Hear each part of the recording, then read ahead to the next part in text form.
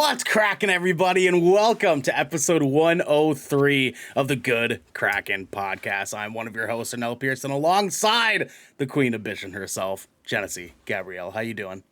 Hi, I'm good. How are you? Oh, you know, we just out here living it up. Last night was a wild night, and Garrick can attest for this. It was fun. It was a fun fucking night. I think I think my tongue still kind of hurts. I think my tongue still hurts from that. I did some face stretches this morning. Oh, dude, my cheeks by the end of last night's episode were just so sore from all of our laughing and bullshit that we were doing. Like, I can't fucking believe it, but it was good. It's been good. Jenesy, how about you though? What's new with you? You know? I mean, I just saw y'all 2 days ago. I know, Although our town hall. our town hall was amazing. If you missed it, that sucks, but it'll be up on YouTube soon. We'll be having up on YouTube and podcast stuff tomorrow. It'll be good. It'll be good, baby. Let's go. I actually have had quite the day in between Thursday and today, because Bridgerton season 2 dropped, and so I watched that thing in like 8.5 hours. Like, I only took pee breaks. I only took my dog out to go potty. I didn't eat. I was a shell of a human being. So it was really good. I'm living my best life, and I'm gonna rewatch it soon. So Are you gonna be talking a little bit about that on Hands on Deck today? Gonna be Actually, no. Maybe I have something else that actually has been like my lifestyle this week. So I'm probably gonna talk about that on Hands on Deck. Okay. But we will be having a Let's Get Bitchin' episode real soon, all about Bridgerton season 2. So that'll be really fun. I love it. The one down there that you guys are seeing petting his little kitty is our Crimson Chin himself, Devin's Cherry Blossom, Garrick B. Eaton. What's happening, baby? How you doing? Chilling, dog. I was almost late today. Right, yeah. Well, why is that, Garrick? Tell the people why is that. Why is that? I am almost late today because today was my dog's 5th birthday party. Yeah. Oh, Esco says hydrate. Hydrate. Thank you, Esco. You're the best, Esco. Good morning, Esco. We love you. Continue, Garrick. So my dog's 1st birthday party. His name is Finn. 5th birthday party, not 1st. Sorry. Oh, okay, and it is a Marvel themed birthday party. We had we had dog safe cupcakes for after we sang Happy Birthday to Finn, and by the time I got up here, he was opening presents. But I didn't get to see him open presents, but he was opening presents, and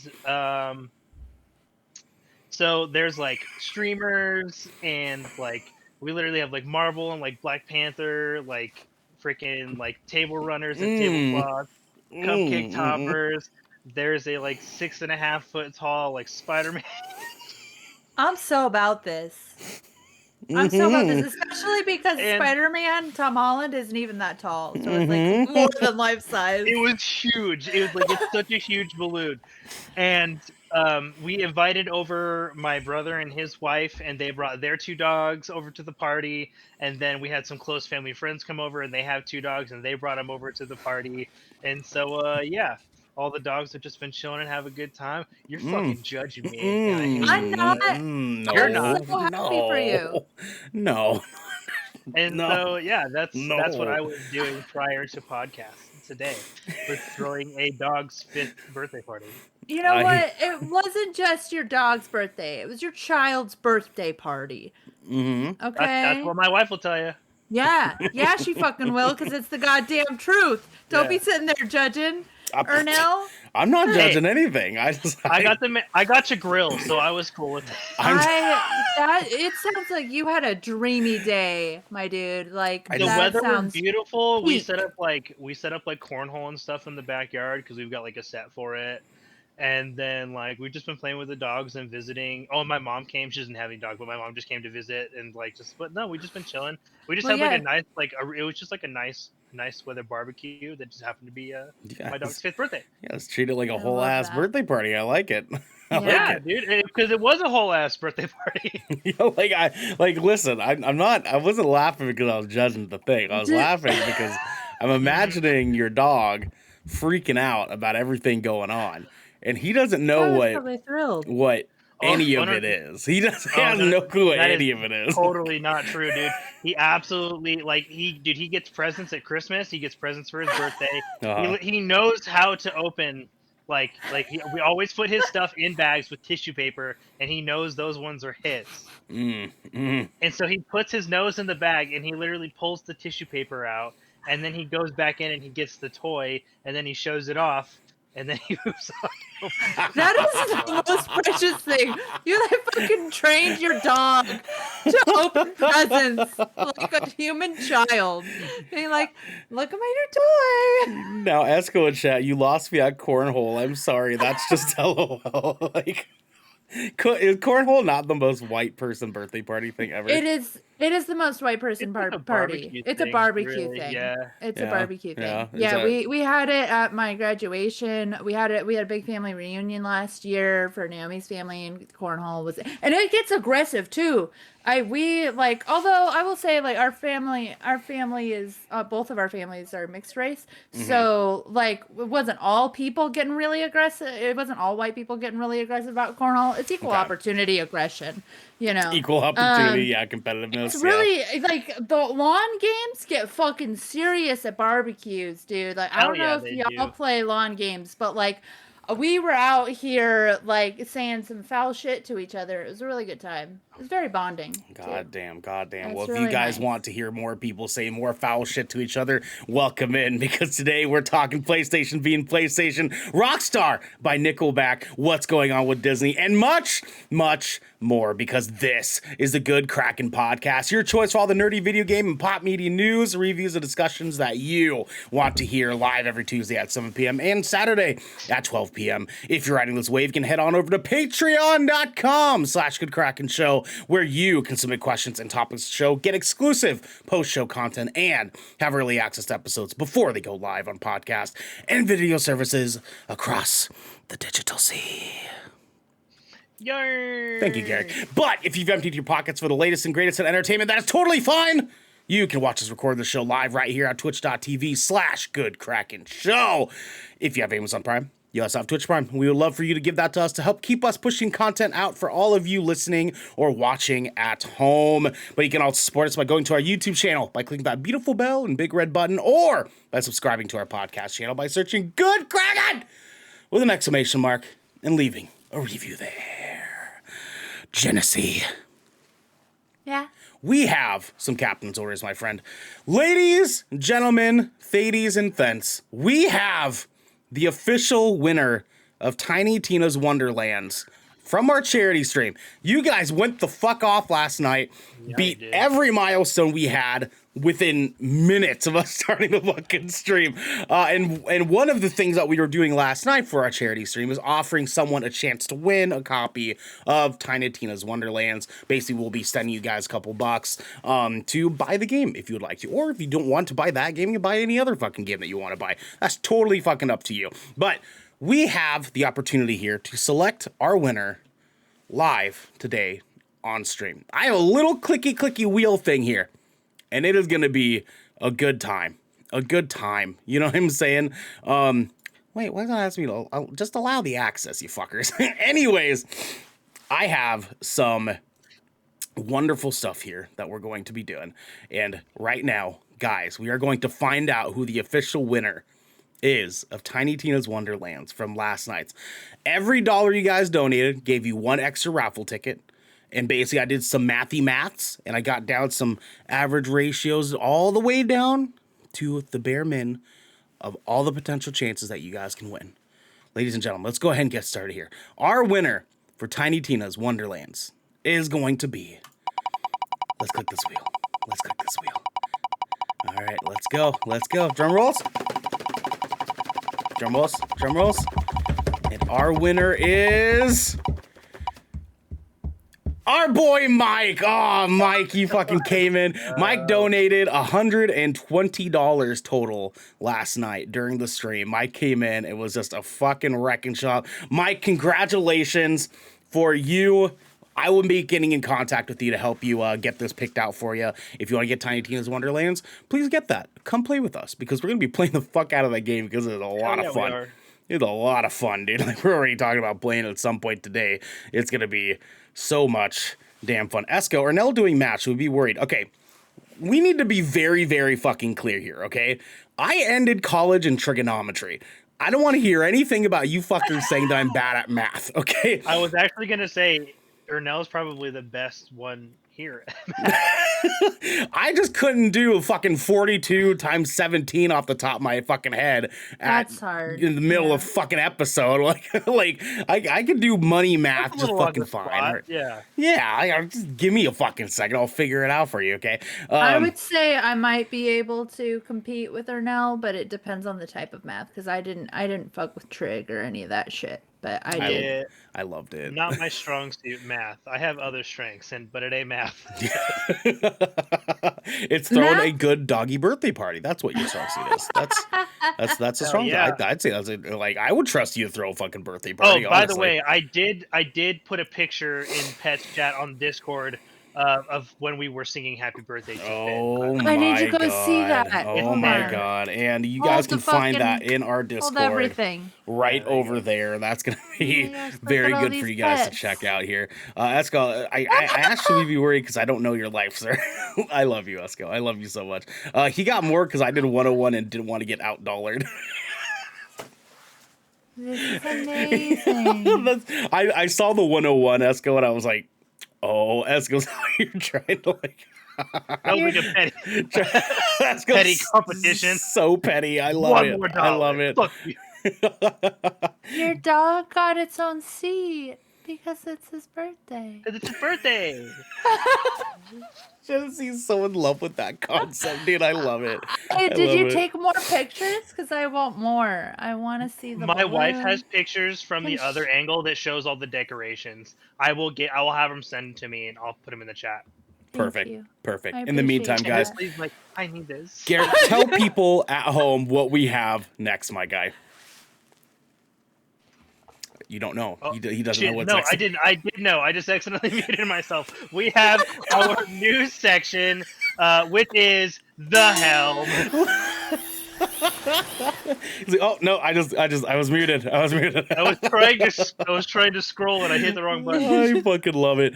Jenesy, start us out here. What are our first two stories we got for the people? Go ahead and hit us with it. First two stories is Ghostbusters Spirits Unleashed, a 4v1 asymmetrical multiplayer game announced by Adam Bankhurst of IGN. In Ghostbusters Spirits Unleashed, you will have the chance to put on a proton pack, grab a ghost trap, and monitor the trusty PKE meter as a ghost butter. As a ghost butter. Ghost butter. Ghost butter. To draw that. So well, Ghostbuster. In a team of 4 brave souls pursuing ghastly ghosts terrorizing public locations. Alrighty. Yeah. Ghost butter. Love that for us.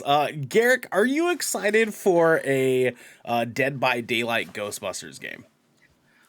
Dude, I think I would have been more excited for it if it were Left 4 Dead-esque instead. Yeah. The asymmetrical multiplayer games, like, just the inherent competitiveness of them is just kind of not for me. Like, I feel like those things get so sweaty so fast.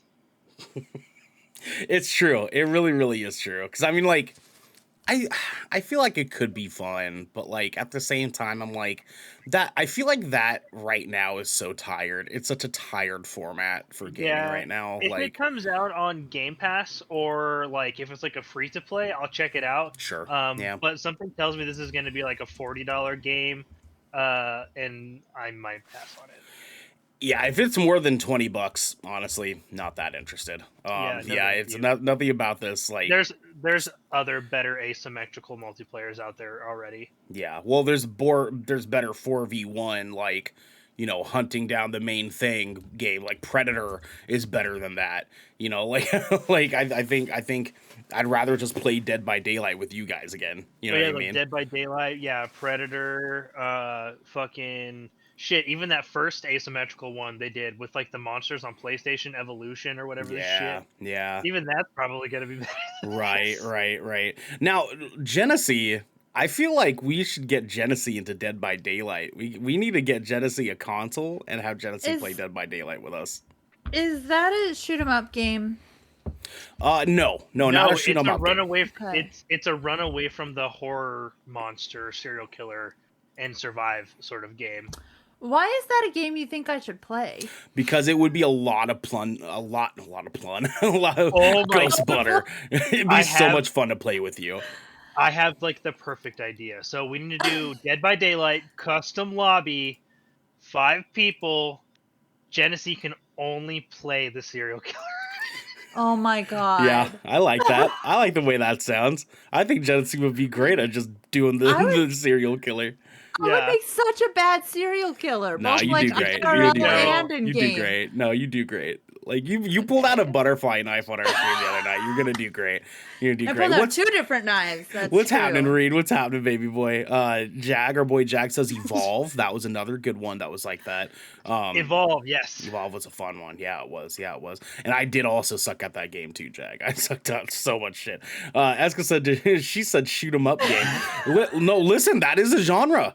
Shoot 'em up is a genre. Yeah. There's beat 'em up and shoot 'em up. Shoot 'em up. We call them bumps and shmups. No, we don't call them that. Shoot 'em up is called bullet hell most of the time. Yeah. Well, I mean, like some is people it call really? them shmups, but that's like it's just. Yep, that's exactly bullet hell. I'm gonna stick with shoot 'em up. I've been doing that my entire life, and I'm doing well. You know what? I love that for you, Jenesy. That's powerful, so powerful. But I'm gonna let you tell people the next story. Go ahead. OMG, really? New PS5 features added in free update. VRR coming soon from Devante Chisholm from GameSpot.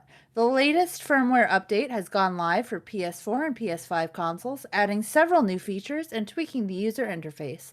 Enhancements to game base and trophy cards, as well as accessibility features like mono audio for headphones, have all been added. In a blog post, Sony also teased that variable refresh rate support will be coming to PS5 soon. Which are all things that speak to Devin. This is all shit that he kind of really cares about. But it's cool because we have another thing we'll be talking about here in a second that adds on to this. But this is also for PS4, which is super interesting to me that they're still kind of doing some software updates on PS4 consoles. Dude, I don't think they financially have a choice. They really do not. They really said, fuck, we're gonna have to hang out with PS4s for a little longer. Like that's so dude, funny to me, dude. I bet you we see PS4 with like titles and software updates for like at least the next 3 years with the way their launch went for PlayStation 5. Fucking wild to me, dude. They usually stop after a year.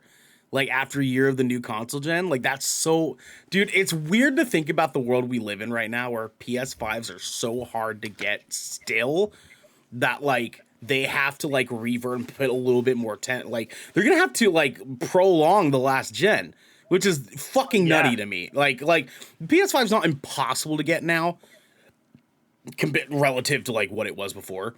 But it's still kind of fucking hard. Like, you still have to pay an exorbitant amount of money to get one, right? They almost need to do, like, a PlayStation 4.5. Here is the PS4 not quite slim. Like, give us that, like, dude. They got, just give us something in between that's accessible. The PS4 almost Pro. Version of the Series S. Yeah. PS4 almost Pro is what we need. I'm gonna make an ad mat for them for that. I'm gonna send that their way. Here's the PS4 almost Pro. It's gonna look like an Xbox Series S, but instead of the Xbox emblem, it's gonna be the PlayStation emblem. That's all I'm gonna do to it. That's cool. I'll never financially recover from this, Sony. Dude, right?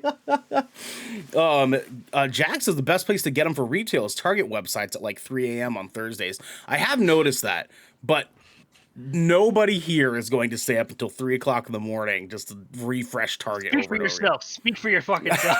Okay, listen, the guy who has the PlayStation 5. Garrick, I need you to get a PS5 so fucking bad, dude. And Jenesy. I need the 3 of us to have PS5s so bad. Look, man. So bad. if I get that $1,400 that the government supposedly owes me. Mm, There you go, my guy. There you go, that's my a guy. mood. And listen, You know what I'm saying? like I said before, you just kind of have to do a little bit of digging. Like me, I found mine. Reed said hydrate. Hydrate. Thank you, Reed. We appreciate you, dog. Reed also said the PlayStation 4 was released in the US and Canada on November 15, 2013. It's still significantly more used than the PS5, which came out in November 12th, 2020. That is true. That is true. For mine, I found someone who was selling one on OfferUp, and for an extra $50, gave me a brand new PS5.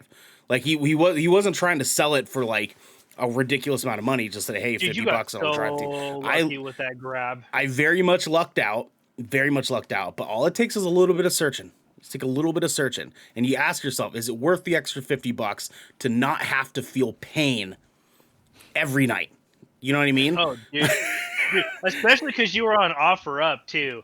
Because Yeah, like yeah. OfferUp is like either posts that are 6 years old, scams, and then every once in a while you find just a beautiful diamond in the rough. Yeah. Exactly. I lucked out. Garrick, when you get one, we're gonna be playing together so fucking much. So fucking Oh, much. so much, I'm telling you, so much. Tiny Tina's last night on this fucking controller right here was amazing. Oh, dude, I want the Amazing, haptic dude. so bad. God, it feels so good, dude. I'm so excited. Anyways, Garrick, hit us with our next couple of stories, my guy. Can't do. Suicide Squad killed the Justice League, delayed to spring 2023. Fuck, I'm pretty sure I chose this game on Fantasy Critic. None of us did, actually. None of us did, surprisingly enough. Oh, you want to know? I think none of us did because we were all afraid of this exact thing. As a Yes, matter of literally fact, this exact thing. it Yep. was Gotham. It was Gotham Knights. I passed on, Yes. and Devin grabbed. Devin got Gotham Knights. Yes, exactly. Yeah. Exactly. So yeah, Gips killed the Justice League Suicide Squad, delayed it to spring 2023. This is coming from Owen S. Good at Polygon. I know a delay is frustrating, but the time that is going into making the best game we can. Sefton Hill, the game director, said on Twitter, I look forward to bringing the chaos to Metropolis together. Thanks for your patience. The game, starring Harley Quinn, Deadshot, Captain Boomerang, and King Shark, was first announced during the DC Fandom in August 2020 and was given a 2022 launch window at the time. It will launch on PlayStation 5, Windows, and Xbox Series X. Oh man. Does this worry you at all, Devin? Not Devin. Garrick. My bad. Usually this is a question I ask Devin first. My mistake. What if he was here? What if he was here and he was like, well, actually, he was in here. I didn't know. Yeah, that's what it was. My bad, guys. Love you, Devin. Love you, Devin, dog. Go ahead, Garrick. Does this worry you at all? Poor Garrick. So I'm hoping that they take this time because like this isn't planning on releasing on even the Series S right now, as far as I know, or Xbox One or PlayStation 4. So I'm hoping they take the extra time to at least try to expand like the consoles they're bringing this to. I feel like a title like this really needs to be as available as possible, and good God, I really hope it has crossplay. These are things I'm hoping they're considering when they're going into this delay, and that it's not just gameplay stuff. I'm hoping they're really thinking about the overall future of the game because I love the Suicide Squad. Just the set of characters. So Yeah. I want this game to be successful. I am still kind of I'm a little worried about the game as a whole. Yeah. I mean, it looks like it's gonna be fucking great when it does come out, but it's There's just a couple of things that like I'm just worried that like are going to be like quality of life features and accessibility features and multiplayer features. I feel like need to start being staple, but it are just still getting pushed to the wayside. So I'm just worried this is going to be one of those games where like it's just not going to be like fun for multiplayer because 3 platforms and no crossplay. Yeah. That's small player pools. Yeah, very small. And I mean, like, if that's something they have to do to keep servers from being like Tiny Tina's last night, sure, but like it still kind of sucks relatively, like the fact that we're still in 2022 and like crossplay is a question for like games is wild. Like, Yeah, I just hope they're taking and like take the delay. I want the game to be good, and I'm okay with the delay. I just really hope they like just use your time meaningfully. Please don't make the same mistakes that everybody else keeps making with these game launches. yeah, no, that's true. That's true.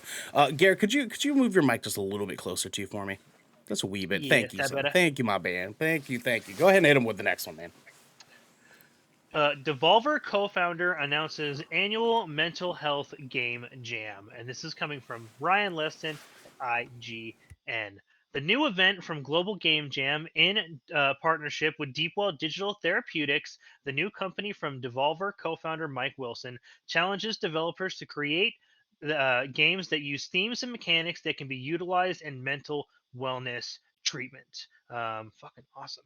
The environment of a game jam is the perfect place for exploring, experimenting with new ideas and approaches to problem solving, said Global Game Jam Executive Director Kate Edwards. As the world's largest game jam event, the Global Game Jam is thrilled to see our community create games around this critical topic.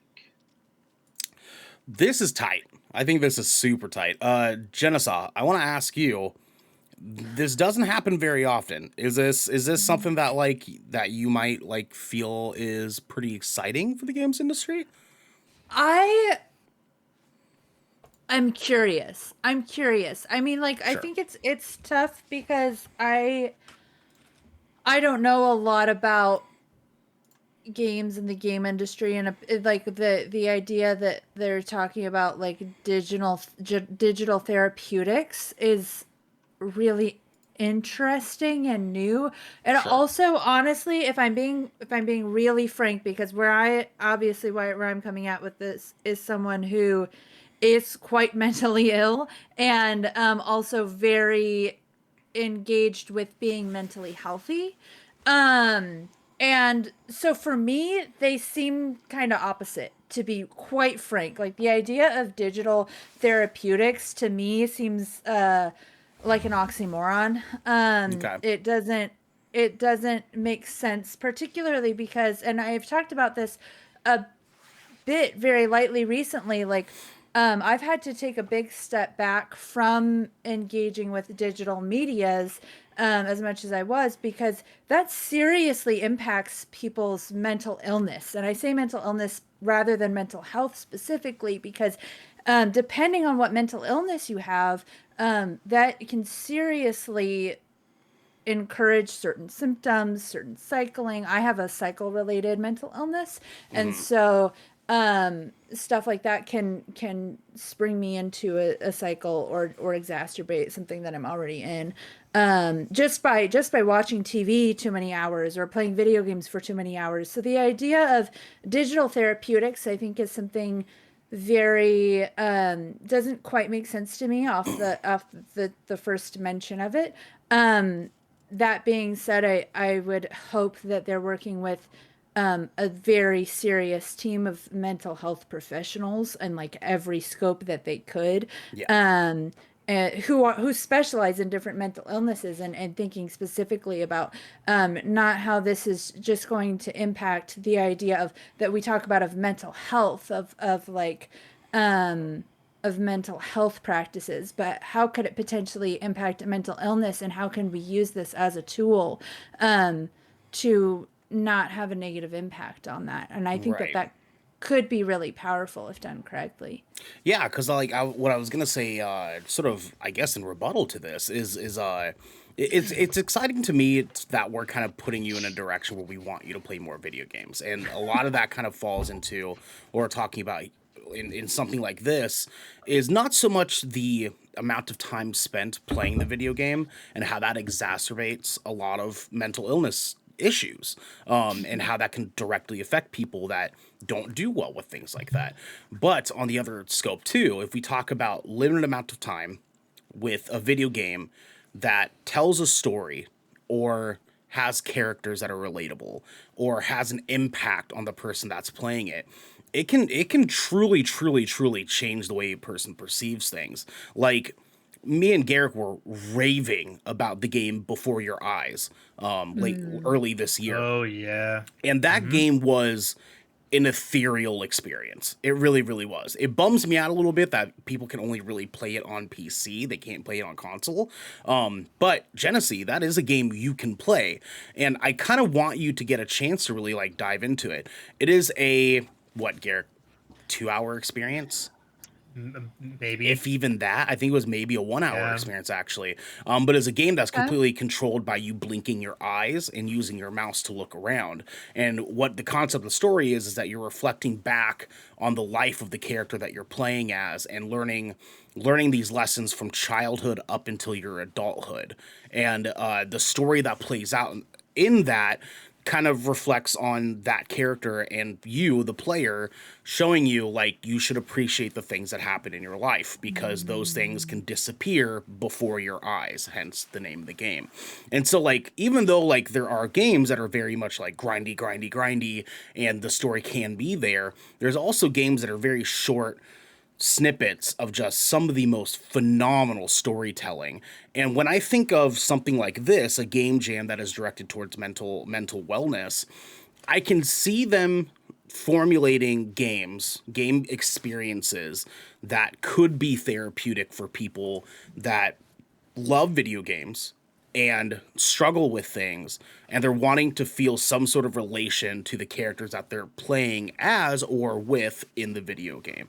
And for a lot of people, it works that way. I'm excited to like see you develop into playing some more games and kind of toss you a thing that we recommend every here and there and see like how that can open up things for you. So it's no longer just like, I'm filling my time with this thing. It is the same experience as reading a book is.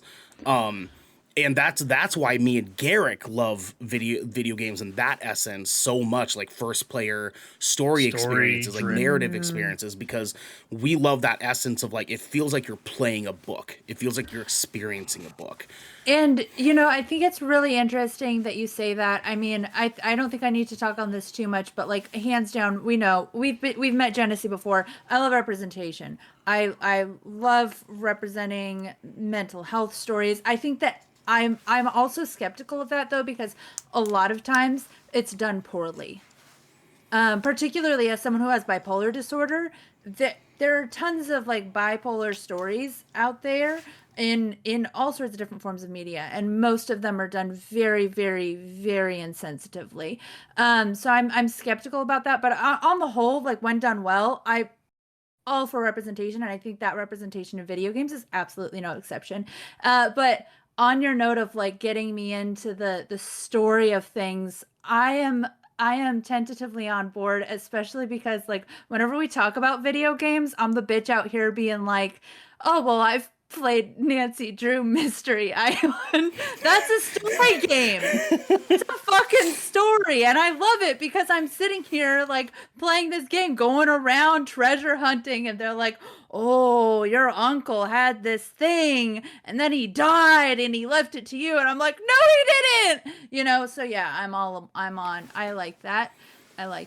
It's a beautiful experience, and I'm hoping that we can really get some time to kind of like have you have you play some of these cool things. Like maybe Garrick, maybe we need to get Jenesy started on like Telltale games. Maybe. Oh, which one? What is that? Wolf Among Us. Oh yeah, that would be. I think that'd be a cool one to start with. Okay, let me run this by you, Jenesy. Do you like like TV shows or like stories similar to like Brothers Grimm? Probably not. Or like Grimm. Okay, what about like Once Upon a Time? Yeah. Okay, then maybe the Wolf Among Us. Wolf Among Us will probably hit. Yeah, that's true. That's true. Or I mean, Morbid says Heavy Rain. Are you into like murder mystery? Depending. Murder mystery can get iffy depending on the type of murder and the things involved with that, but I like a good mystery. Okay, because there's a game called Heavy Rain that kind of doubles up with Beyond Two Souls. You can get in a package. It's like one of my favorite games ever. Highly recommend those. Maybe that's a little bit advanced for Jenesy though, guys. I think it might be a little bit too much kind of right off the bat. If you're into zombie stuff, The Walking Dead, Telltale games are very, very good. I don't think we think need to I'm not find gonna another. enjoy. I'm not gonna I think enjoy zombie another games. top down. Sure. Let's find another top down title that's like similar, Let's- that like presents kind of like Stardew Valley does. Yeah. But maybe it's got like a different Right. gameplay approach. Right. I just want to put it out there. Nancy Drew is on Steam. I love you so much, Jenesy. We'll talk about it more soon. In the meantime, guys, next up, Archive 81 is officially canceled by Netflix after one season. This comes from Nelly Andreeva over at Deadline. Netflix has opted not to move forward with the second season of Archive 81. Deadline has learned. The news comes 2 months after the January 14th debut of the horror drama starring Mamoudou Athie and Dina Shihabi. Nailed those names. Let's fucking go. The cancellation is somewhat surprising because Archive 81 did break into Nielsen and Netflix's weekly top 10 ratings for originals, and it also briefly shot to #1 on Netflix in the US before being dethroned by the return of Ozark. With the streamer laser focused on analyzing viewing versus cost in its renewal decisions, the number of eyeballs Archive 81 drew possibly did not meet the threshold Netflix had set for the series based on its budget. Have any of you guys watched Archive 81 yet? I've seen it, and I've clicked on it a couple of times, and I've read the description, and then I like every time I read it, I'm just like, it seems like there's just other shows that would just do this better, and so I just kept passing on it. So Archive 81 is a show that is based on a horror podcast. And is, I haven't watched a lot because by the time that I like started the first like 15 minutes of it, Aaron was like, I kind of want to watch that with you. I was like, okay, I'll stop. But I've heard that it is wild and I've heard that it's tight, from a lot of people that, so like, it's hard to say because it is a found footage sort of format, and they pass. Well, hold on. It's not entirely found footage. It is a story about a guy who finds a found footage thing, and they kind of bounces around that. Yeah, so it's not necessarily the entire thing's found footage, but it is about found footage, and it kind of takes on a little bit of a cool concept. I mean, I've heard nothing but great things about it, so it is a little bit shocking to me too that they canceled it. I don't know. Do you guys plan on watching it? I mean, eventually, I think it, as far as like horror shows like and stuff go, there's some other things I still want to check out first, mainly Midnight Mass. Yeah, you need to watch Midnight Mass before you get into that. That's for damn sure. Jenesy, did you watch? Oh, did you? Did you fucking watch them yet? I know you did. I know you did. I know you did. Bly Manor. Did you watch? Bly Manor. I started Haunting of Hill House. Couldn't finish that shit. I'm sorry, but I couldn't finish it. I'm sorry. I'm a scared little bitch, and there wasn't enough like emotional connection with me to the story to like have to finish it. Like Bly Manor, I had to finish it because I had to know what the fuck happened with those beautiful lesbians. Jenesy, I had to know. You hit, know, episode 5. You get to episode 5. Is that the one where it's the continuous filming in the funeral? No, that's the funeral. That's the funeral. Yeah, that's Which the episode funeral. is that? It's the episode with Nelly where you find out what happens with Nelly. Yeah, I got past that. I got to the funeral episode. And that didn't get you? You weren't along for the ride? That episode's so good. It was so good. I agree. It was so good. It was so well filmed. It was fucking phenomenally acted. It was so well done. But I couldn't stick with the scary shit. I was too scared, like sitting with them in that funeral home. I was like, what the fuck is gonna happen? I couldn't get past it. And Jenesy. I couldn't do it. I'm sorry. Because it's after that episode when all the fucking feels come in. Because that's when you really start getting fucked. Is it scary because the gas? Okay. Before that episode, it was so like jump scary and like I was like this the whole time. I was like, Nelly, no. And so after the funeral episode, do you have a lot more of that, or is it just it's because once you find out what is actually going on with the broke neck lady, when you find out what that actually is about, that's when you're supposed to be like, oh, that was never scary in the first place. That actually is I fucking disagree. heartbreaking. Like, Well, both. It's heartbreaking. Like that when you figure out what that actually is It going was on with really- that, Yeah. it changes your Yes. perspective. Where like Chase says it in the chat, I fucking cried like a little baby. I cried like Honestly, 3 yeah. times during the show The ending because was like Yeah. rough. it is See, goddamn. why would I put? I already think about that sometimes, and I'm like, It was so good. It's gonna be rough. Like, why would I put myself through the last 3 episodes? Because it's letting the emotions out of you. So you cry about something else. You don't cry about other things instead. You know I'm what I mean? avoidant. I have a very particular system of the things that are allowed to make me cry, and Oh yeah.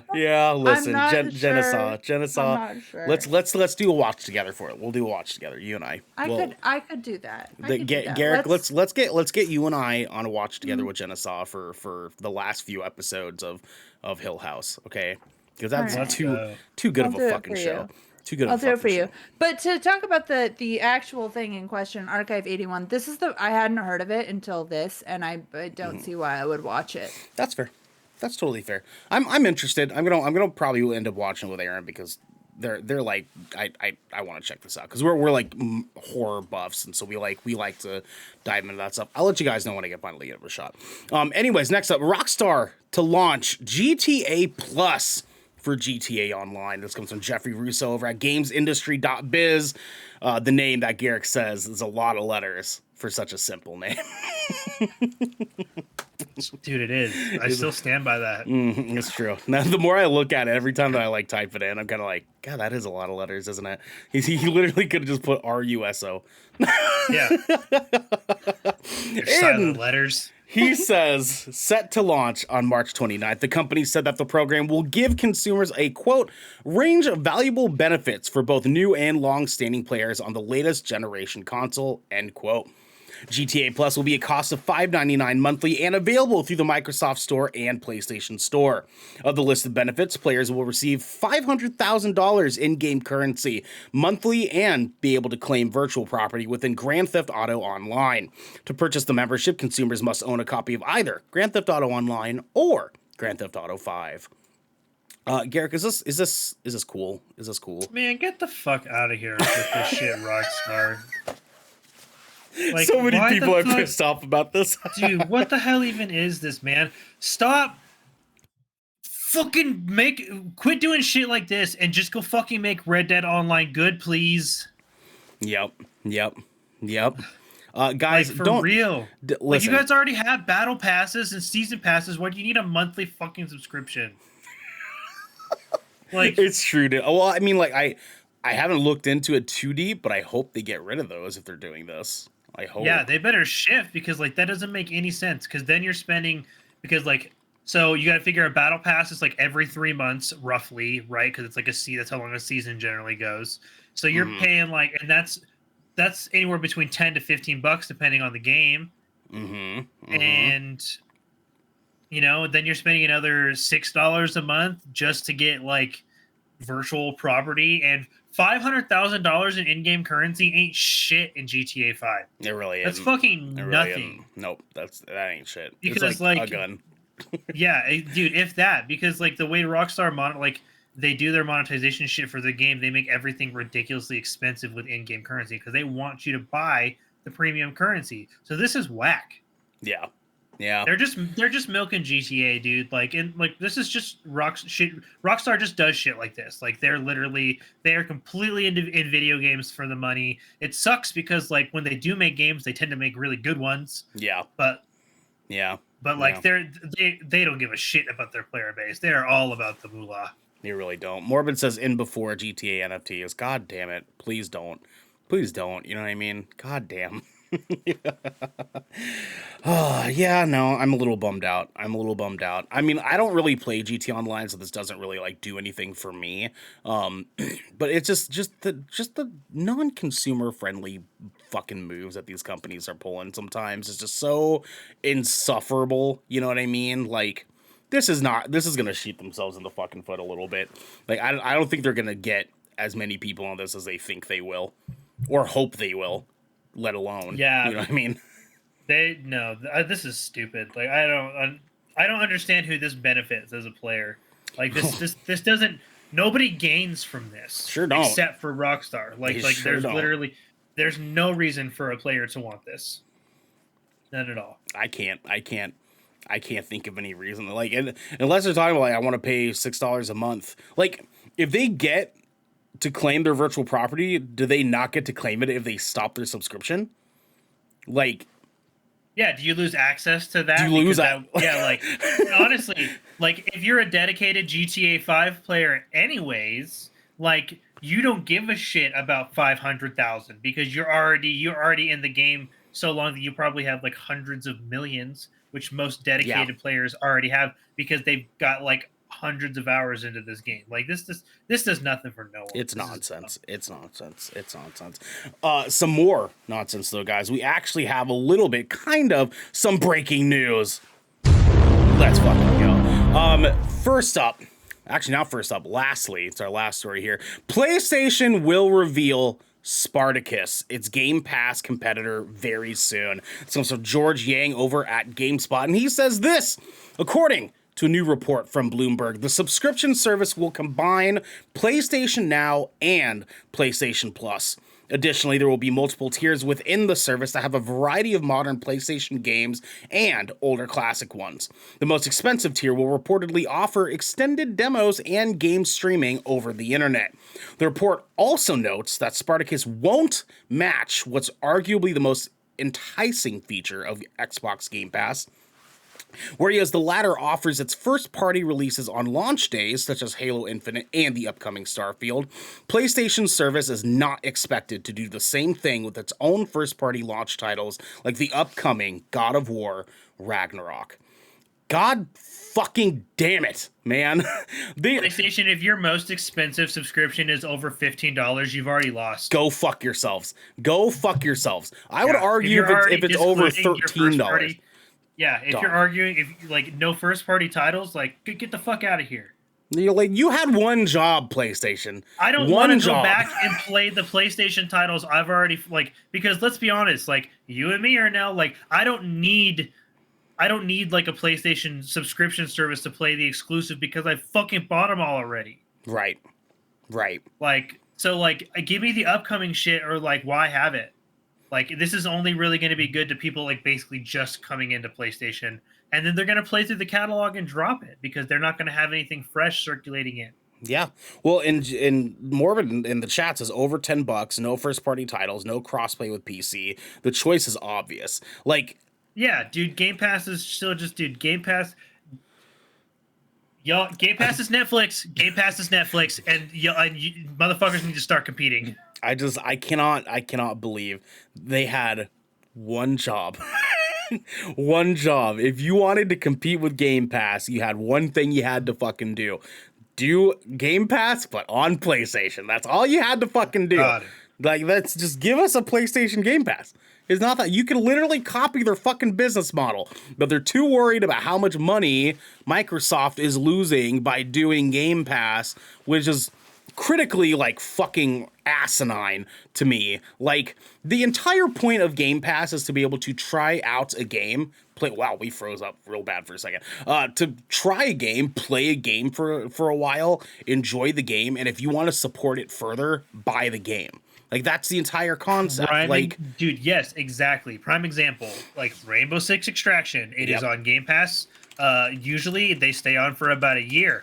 I will probably spend the $40 to pick that shit up when it leaves Game Pass because I got to play it there. I know I like the game. I know I want to see what the future of that game holds, and I'll keep playing it. Same thing they did with like the early like the previews, the Xbox Game Pass previews. Like, dude, if they're not going to be doing that, like Xbox Game Pass gives you the extended demos, aka the game previews, at their base price, and they're claiming that the Spartacus will basically do the same thing on their highest tier. Right. Dude, fuck you, Sony. I can't. Yeah, dude.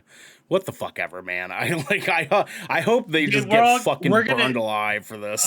Dude, we're going to watch the reveal for this, because we have to.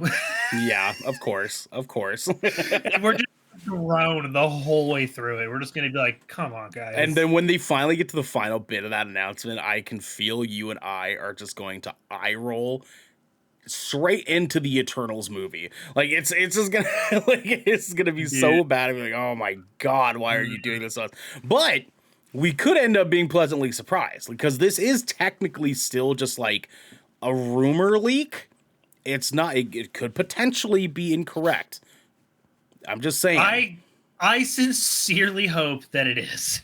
Very much so. I hope this is inaccurate. Like, this is inaccurate reporting. No offense to Bloomberg George Yang or GameSpot or anybody like that. Like, Jason I Schreier, just hope that whoever this came from originally was so dead ass wrong. like please say psych. Please say psych right now. Yeah, for real. Yeah, Morbid, it's a strategic leak. They're getting a pulse on reaction to it. I mean, like, who knows, dude? Who knows? Maybe. You know, like, it could be a thing. It could be a fucking thing. And we will be talking about it, just like we will be talking to you guys a little bit in our next segment. But before we get into our next segment, I want to remind everyone that they can support us over on patreon.com/goodkraken show, where they can get early access on this episode before it goes public. They can write into the show, and they can get this episode ad-free. But if they're hearing this, they're not on our Patreon. So for now, here's a word from our sponsors. This piece of good Kraken content is brought to you by Glide mousepads. The world is changing and the demand for PC gaming and work from home setups has never been as wild as it is right now. Having the best of the best in PC accessories only makes it easier to get your work done before you jump right back into the fray of the digital sea. And Glide knows exactly how to make that happen for you. Glide Mousepads is the future industry leader in mousepads, offering beautiful, smooth, waterproof products made with eco-friendly materials and non-slip rubber in a variety of sizes that are guaranteed to help you get that next win. Now, if you're like me and you spend a lot of time in your command center, whether it's streaming, editing, or designing, you need a quality mousepad that can keep up with that constant grind. You can go to glidemousepads.com right now and use code KRAKEN for 15% off the Founders Edition mousepad in every size available. Again, that's code KRAKEN, Kraken, for 15% off any Founders Edition mousepad today. Our next sponsor is Rogue Energy. Late nights are pretty much commonplace for us content creators, and any of us here at GK can attest that sometimes you're just too damn tired to even think about how not to be tired any longer. Lucky for us, though, Rogue has figured out how to give those late nights and even earlier mornings the supercharge that we all need. Rogue Energy is a low-calorie, no-sugar energy formula that is the perfect alternative to sugar-filled canned energy drinks and sodas. Every formula Rogue Energy produces is designed with optimal levels of high-quality ingredients and no chalky textures. Being the only gaming drink company in the world with 4 unique product lines to suit your task at hand, Rogue Energy strives to improve the in-game performance of gamers, streamers, and content creators around the globe. Check it. We have been drinking the ever-living crap out of this stuff. If I'll be completely honest with you, me, Devin, Garrick, Xander, Raven, Jenesy, all of us here at GK absolutely adore this drink. It helps us in the mornings, helps us in the evenings. You guys know how it is. We've been going on about this forever, and it is no exception now. It's still taking care of us to this day. You can head on over to rogueenergy.com and use code GKRAKEN for 10% off your purchase of any shaker or formula tub of your choosing. That's GKRAKEN for 10% off any shaker or formula tub that you'd like. Now, back to the show. Welcome back, everybody. That good old Glide and Rogue Energy stuff. Go buy yourself some of that shit. Use those codes. Help support us a little bit. Get some cool stuff out of it. I actually got I bought one of the Glide mouse pads myself to use at my office at work, and it is, dude, I've been thinking about doing that. It's actually for work, just as rad as I thought it would be. It's a pretty fucking good mouse pad. My God, it's fucking huge. I bought the biggest one that they had. I was thinking about getting like the big one, like the full desk one, because I've just got like a solid top desk at work. Right. So it's just like everything's all one level. So I just want to. It's perfect for it, dude. You like it's it? Perfect. You like it? I really like it. Yeah, it's silky smooth. It is very much waterproof because I accidentally spilled a little bit of like some water like on my counter when I went to reach for something. Very much waterproof, and it is it's dope, dude. It's fucking dope. Hell yeah. Chase loving that Peter the Dolphin stuff, because Chase is actually the one that told me to go check out the Peter the Dolphin history, and that's why does that not shock me? It is so fucking funny. So fucking funny. Jenesy, what do we have next for the people at home? Oh, she just look. You're muted. I had to unmute myself, and it's hiding behind my camera. So we just had a whole disaster That's right okay. there. That's all right. What's next for the folks is Hands on Deck. Let's go.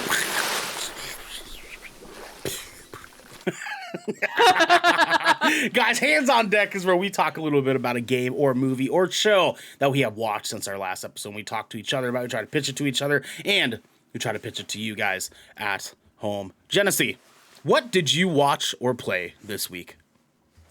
Okay, so I'm going a little bit off script. I have been consumed by like Regency and Victorian era things for the past like week and a half, 2 weeks. Okay. So it started when I decided to read The Viscount Who Loved Me, because I was just absolutely so anxious waiting for Bridgerton season 2, and I needed to know what happened, and it was futile because the book and the show are just totally different. They're just not the same thing. Not the same thing happened. Okay, and that's fine. Sure. All right.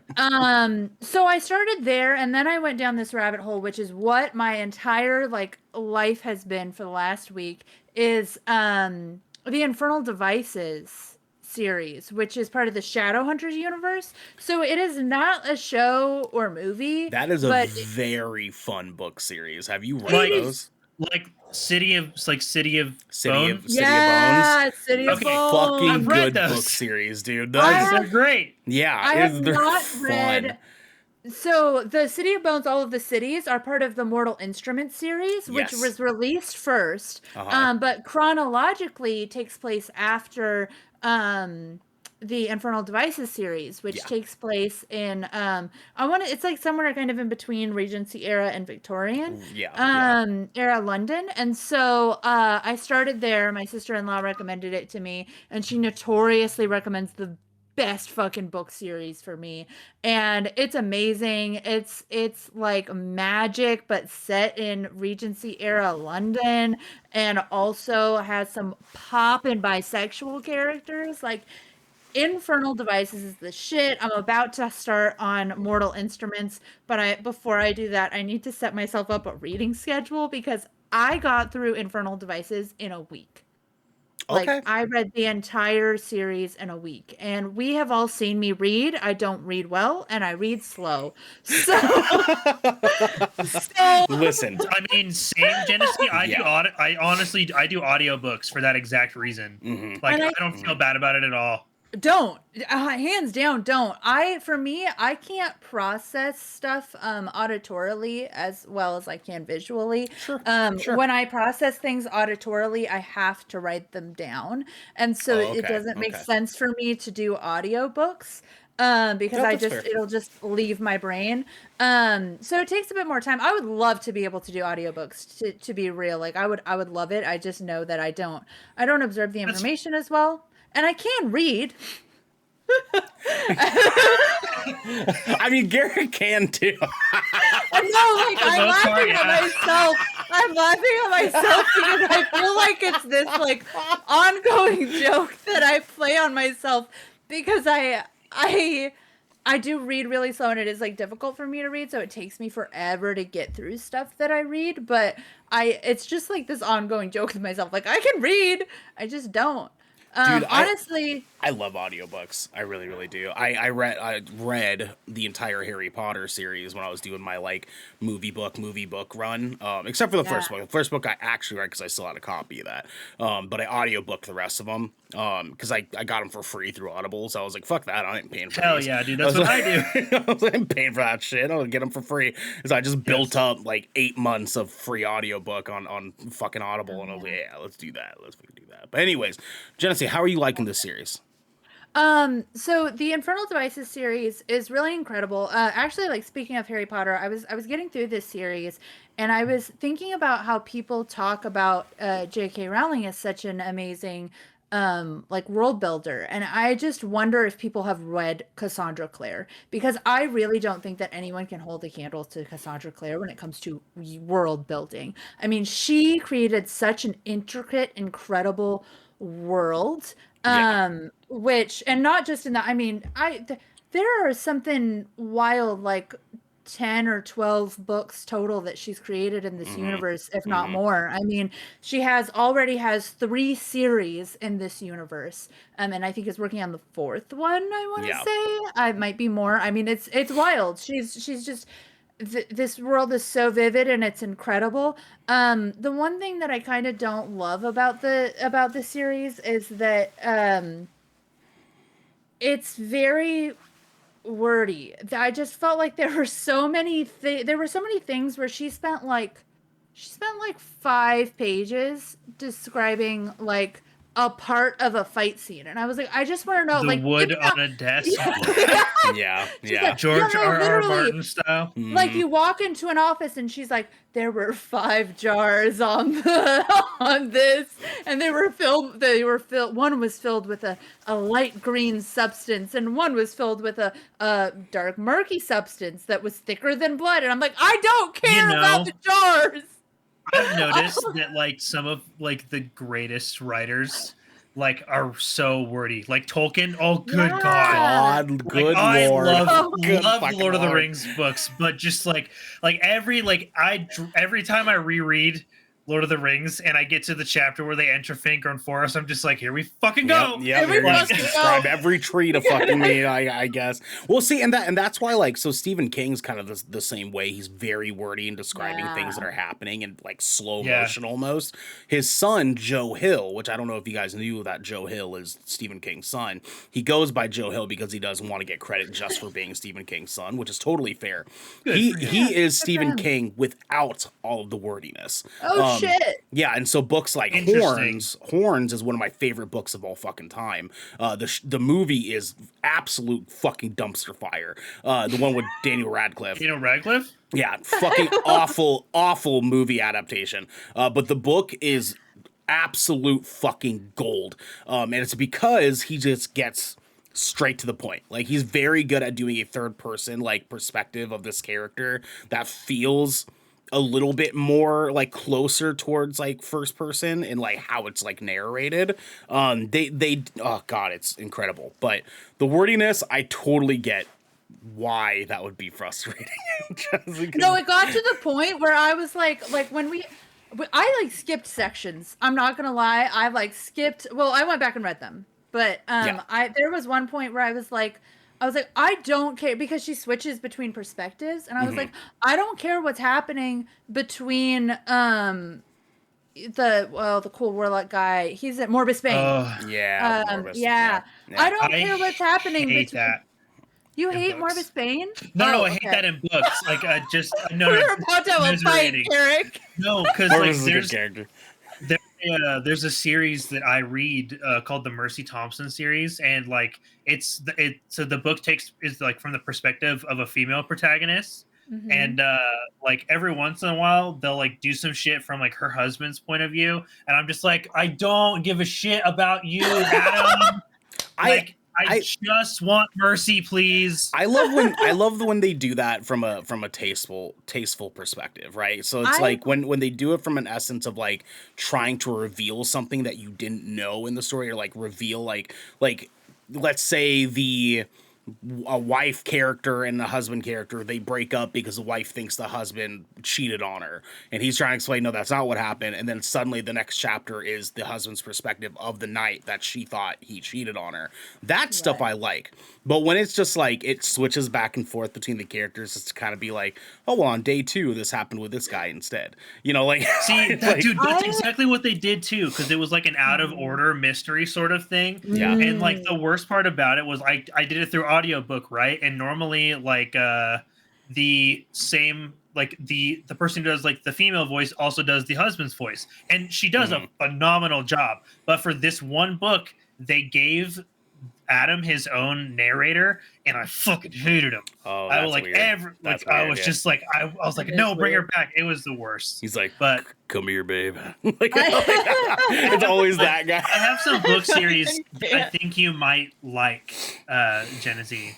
Yeah? Yeah. Let me know. I mean, I'm about to be absorbed by the Mortal Instruments, so I have no idea how many months that'll take me. Let But us yeah. us know when you're as done long with as that. you don't Yeah. mind, To me. as long as you will. don't mind steamy books. Are you cool with steamy I books? love a steamy book. I do steamy Um, books. We actually- do like a good steamy book. Yep. I have a do. problem typically where like people will say it's steamy, like the Bridgerton books. That was a great example. And they were fine. They were steamy, but they were definitely like suburban soccer mom has Right. only had sex with one person in their entire life. His steamy. beautiful lawnmower arms. Were You know shining in the what I'm wind. saying?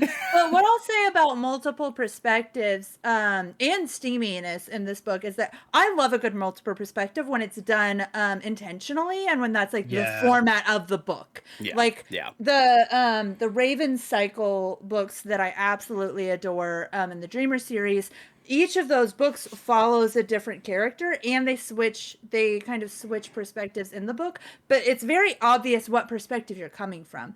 The Mortal Instruments, very similar. You know whose perspective you're coming from. There are also a lot of characters in play. They have a lot of really dynamic characters, which is excellent. And so, yeah, I don't want to see all of those characters through Tessa's eyes. Like the main character is like really shielded and kind of boring in the beginning, and she has a lot of growth throughout the series. But like, no, I don't want to have like her perspective on these really dynamic characters that have a lot of stuff going on that she can't understand. I want their perspective. And I think the book does that really well. But what it struggles with is like knowing when to go to, like knowing when I need certain parts of the story. I'm sorry, but I do not care about Morbus Bane and his vampire love interest when real shit is happening, when people might be dying. Like I don't care about them having a conversation. Tell me who dies, tell me who gets kidnapped, tell me who's injured. Like don't keep telling me about the smoke in the room. I don't want a whole paragraph on the smoke in the room. You know, so that's my like not even qualm, but that's like my critique of the series. But it was not enough to like make me not want to read it. I would recommend those books hand down. They were super fun. The mechanics and writing of it outside of that wordiness is like I really can't say enough how wonderful the world building is in it and the character development. These characters, it has like one of the only true love triangles I've ever seen in literature. Yeah. I mean, it's a true love triangle and it's beautiful and it's beautifully done. I mean, it's a very, very good book. Wonderful characters. I like it. Garrick, what did you play or watch this week? So I am going to be talking about Tiny Tina's Wonderland because we did it recently. Let's go. We did it yesterday for our charity stream for the Transgender Law Center, which was super successful. Thanks to everybody for coming out for that. I also played it a little bit on launch night before we got to do the charity stream, and then I played it until quite a bit later after the stream too. After the stream, sure.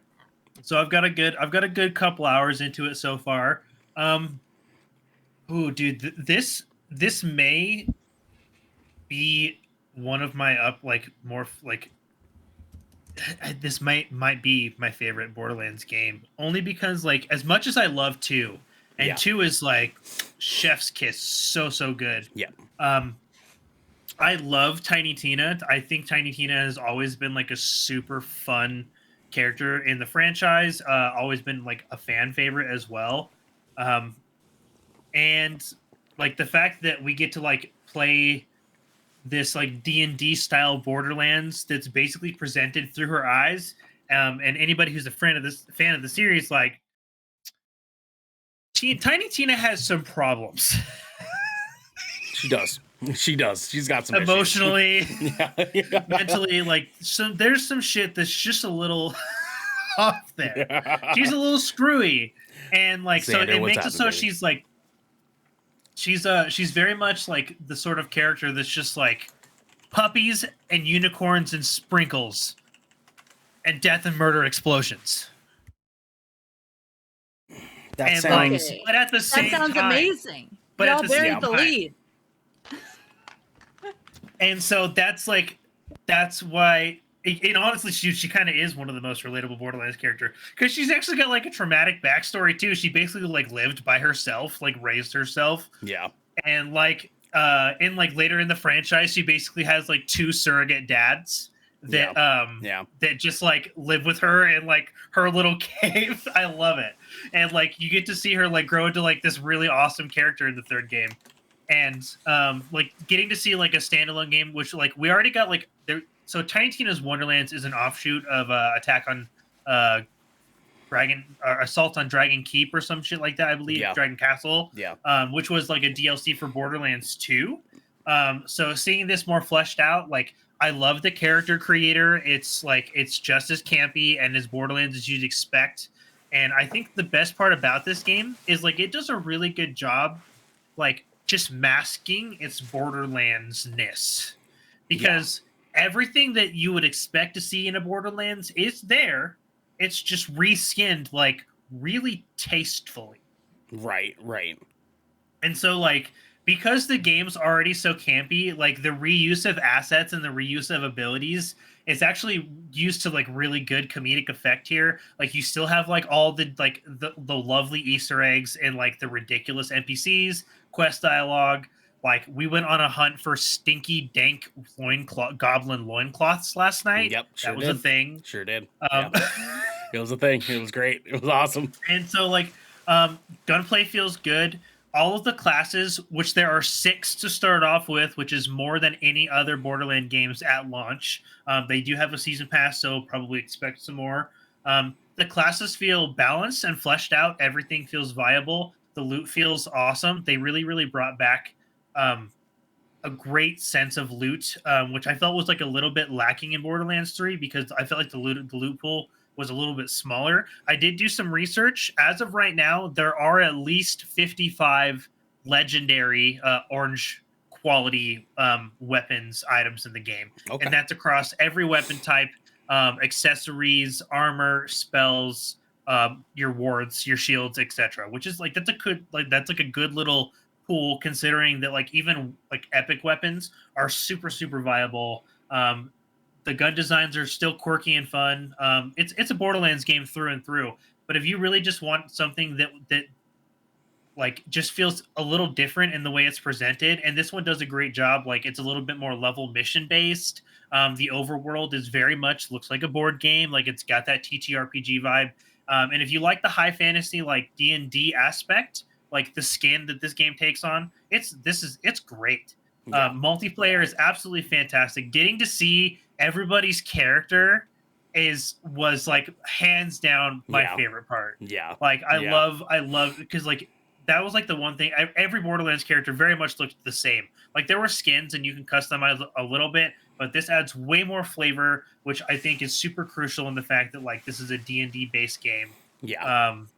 And like it's excellent. If you love Borderlands, don't sleep on this. Like, I know it seems like a silly spinoff. It's absolutely worth it. It's full game potential. We haven't even reached the end game, and the campaign's already been really silly and fun. Like, if you're a D&D fan, like, this is a must. If you're also new to Borderlands, which our friend, the Chase of Beards, very much is, absolutely loved this game. Like, oh, dude, this he was raving about it last night. Yeah, like, if you haven't had the opportunity to play a Borderlands game yet, and you like things like Diablo or like Godfall, Destiny 2, Outriders, all those looter shooters, you can thank their existence to the Borderlands franchise because they started it all. Borderlands is the original looter shooter. So if you love those kinds of games and you haven't had the opportunity to play this yet, Tiny Tina's is a great and fun entry point to the franchise. Yeah. And the humor there that you get, the classic Borderlands humor that you get in this game that you don't get in other looter shooters is so bonkers. Like I remember my first experience in Borderlands, there was like something that me and my friends ran into that was like a quote. It was like some sort of like obituary, and it said, quote from said person, "What are you gonna do? Stab me?" And it said, "Man, cause of death, stabbing." Yeah, it was dude, so funny to me. exactly. So fucking funny Or to like me. the first NPC we meet outside of like your main villain. Oh, by the way, the cast in this game is excellent. Yeah. Andy Yeah. Sandberg plays I think his name was like Zeke or was not the night guy. Yeah. And then Wanda Sykes plays the robot. And oh my god, she is. Holy shit. Oh, that's so funny. That's so funny. And Will Arnett is the Dragon Lord, the villain. Oh my god, I did not know that. That's so fucking funny. So Andy Samberg's Valentine? Yes, Valentine. Valentine, Yeah. okay. Valentine. Yeah, That's Andy Samberg. Yeah. Fucking hilarious. Oh my god. Okay.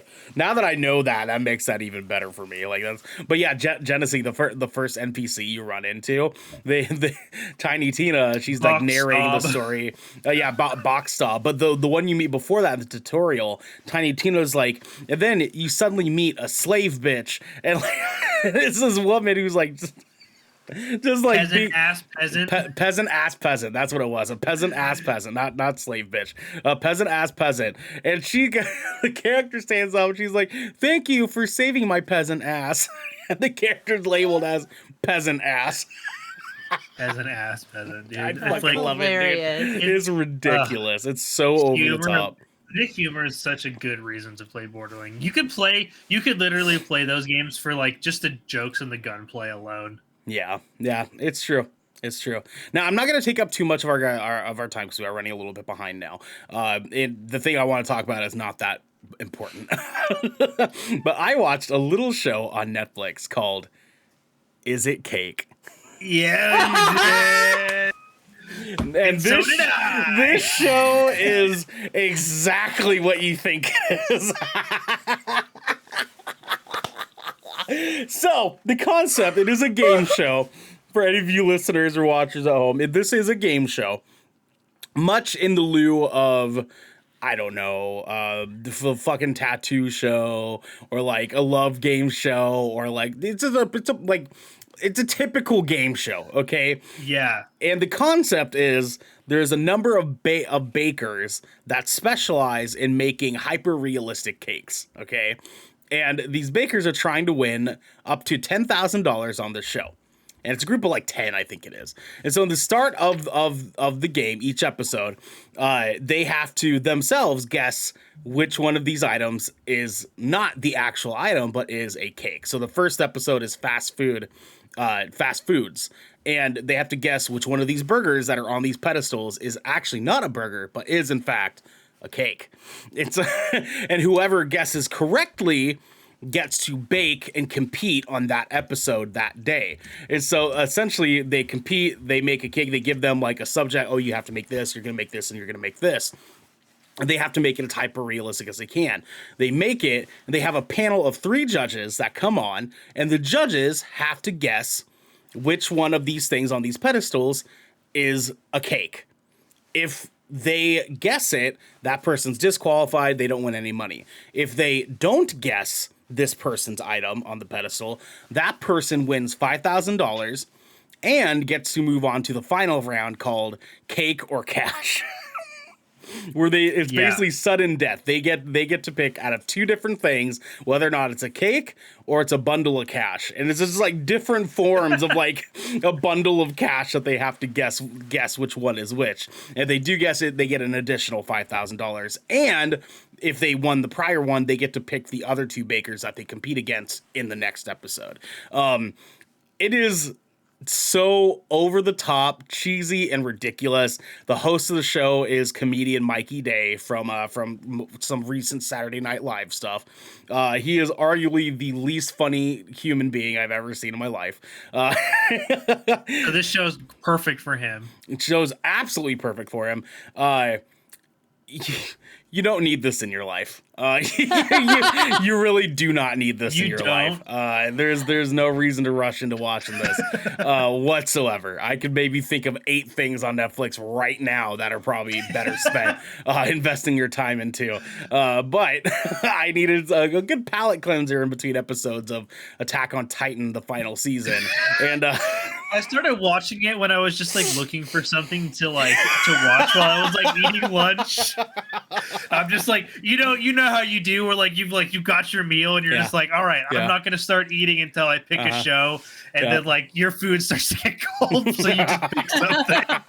And so I landed on Is It Cake? And the fact is that most of it's cake. There's a lot of cake. There's a lot of cake. It's a lot of cake. These people are really good at making the hyper realistic cakes, though. They do an awesome job. It's fun. It's completely mindless, but it's fun. It's just ridiculous bullshit, but they do a great job. It knows exactly what it is. Yeah, they don't try to pretend that it's more than it absolutely needs to be. So don't sweat it. Don't sweat it. Watch us when you have an extra minute. It's like 30-minute episodes. You know, don't be worried about it. If you want to guess what some things are cake, sure, go ahead. If you're feeling like watching a baking show and you don't want to, invest the time into a better baking show, like, I don't know, the Great British Baking Show, which is the one you should watch. You should be watching. Yeah, that's the one you should be watching if you're gonna watch a cake show.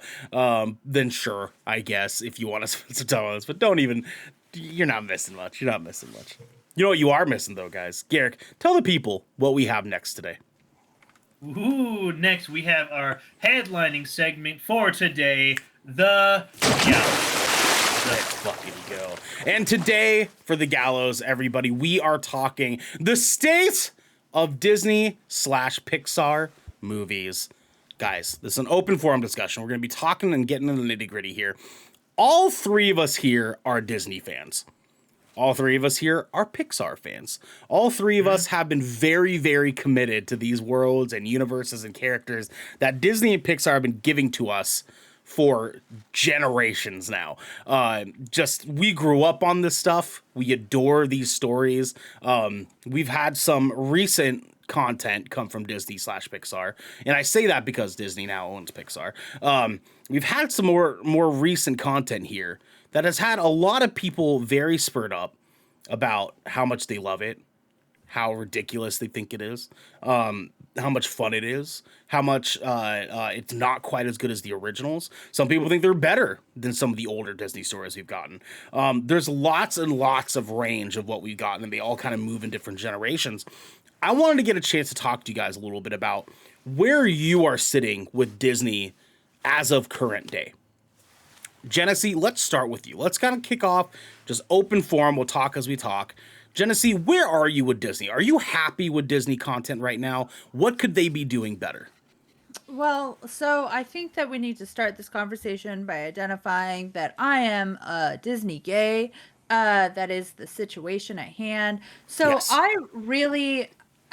only did I grow up on Disney movies, on Pixar movies, like many of us, I also grew up going to Disneyland because we lived like 45 minutes away from Disneyland. Lucky. Okay. Yeah, no, for real lucky. So I love Disney. I also, as I have gotten older, have had issue with a lot of their older material. I think as a lot of people do. I mean, a lot of their older, like the classic movies, just didn't age well. It wasn't a good look for them. And also Disney has been taking a little bit of a cool moment trying to get with it and trying to figure out how they can keep up with the times of creating content that people want, creating content that people enjoy, that is still like in their theme, right? That is still like kids and family friendly coming of age stories. And I think that the really big change is that what we're considering a coming of age story and like a family movie is expanding because we're actually recognizing more families and more stories and more people as, valid stories that need to be told. So I really like the way that Pixar and Disney have been evolving. I think that especially with Pixar specifically, it's actually a really natural progression, especially considering that Pixar originally was not owned by Disney.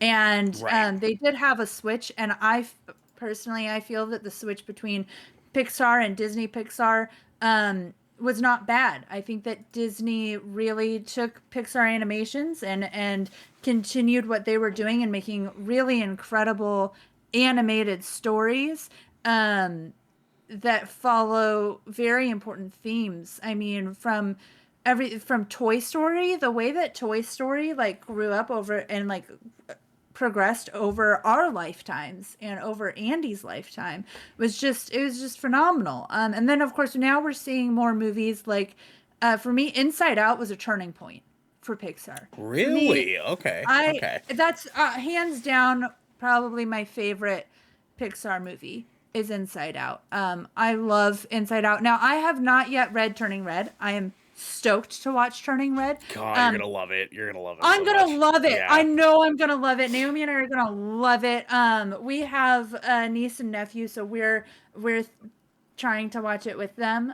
Particularly our nephew because he's a little over 1, so he really likes watching movies and listening to music and just knowing that there's like a whole boy band thing and they made actual boy band songs for this movie. They really did. I'm stoked. They really did it. Stoked. I'm stoked for Turning Red. Coco also is really close up there with one of my favorite Pixar movies. Such a good movie. God Such damn. So good. My lap blanket that I use is a Coco lap blanket. God, it's so fucking good, dude. Yeah. Yeah, it's so good. Like they're good movies. They're good movies, period. And Pixar does something that is just they lead animation. That's just the situation. Pixar leads animation. And the way that they're progressing over time I think is natural, and honestly Pixar even more so than Disney movies, I think is leading the charge in terms of making stories that are representative of people, and not just people but experiences, because a lot of their movies don't focus on people. They follow dinosaurs and they follow fish and they follow superhero people and cars, for God's sakes. But they're all meaningful stories that are so important, and I love it. What about y'all? I mean, like I want to point out first and foremost for me, my turning point was Finding Nemo.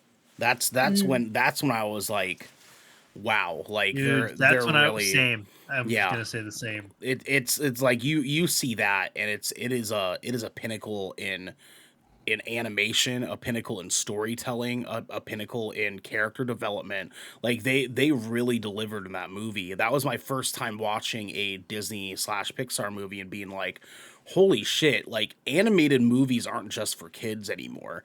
Like, oh no, like that's the one I was like, fuck, like I'm gonna be an adult and still watch Disney movies, because like they found a way to tell stories that like children can still grasp the lessons and like the moral agenda of what's going on, and adults can still go into it and feel some level of personal attachment to what's happening in the story that they're telling.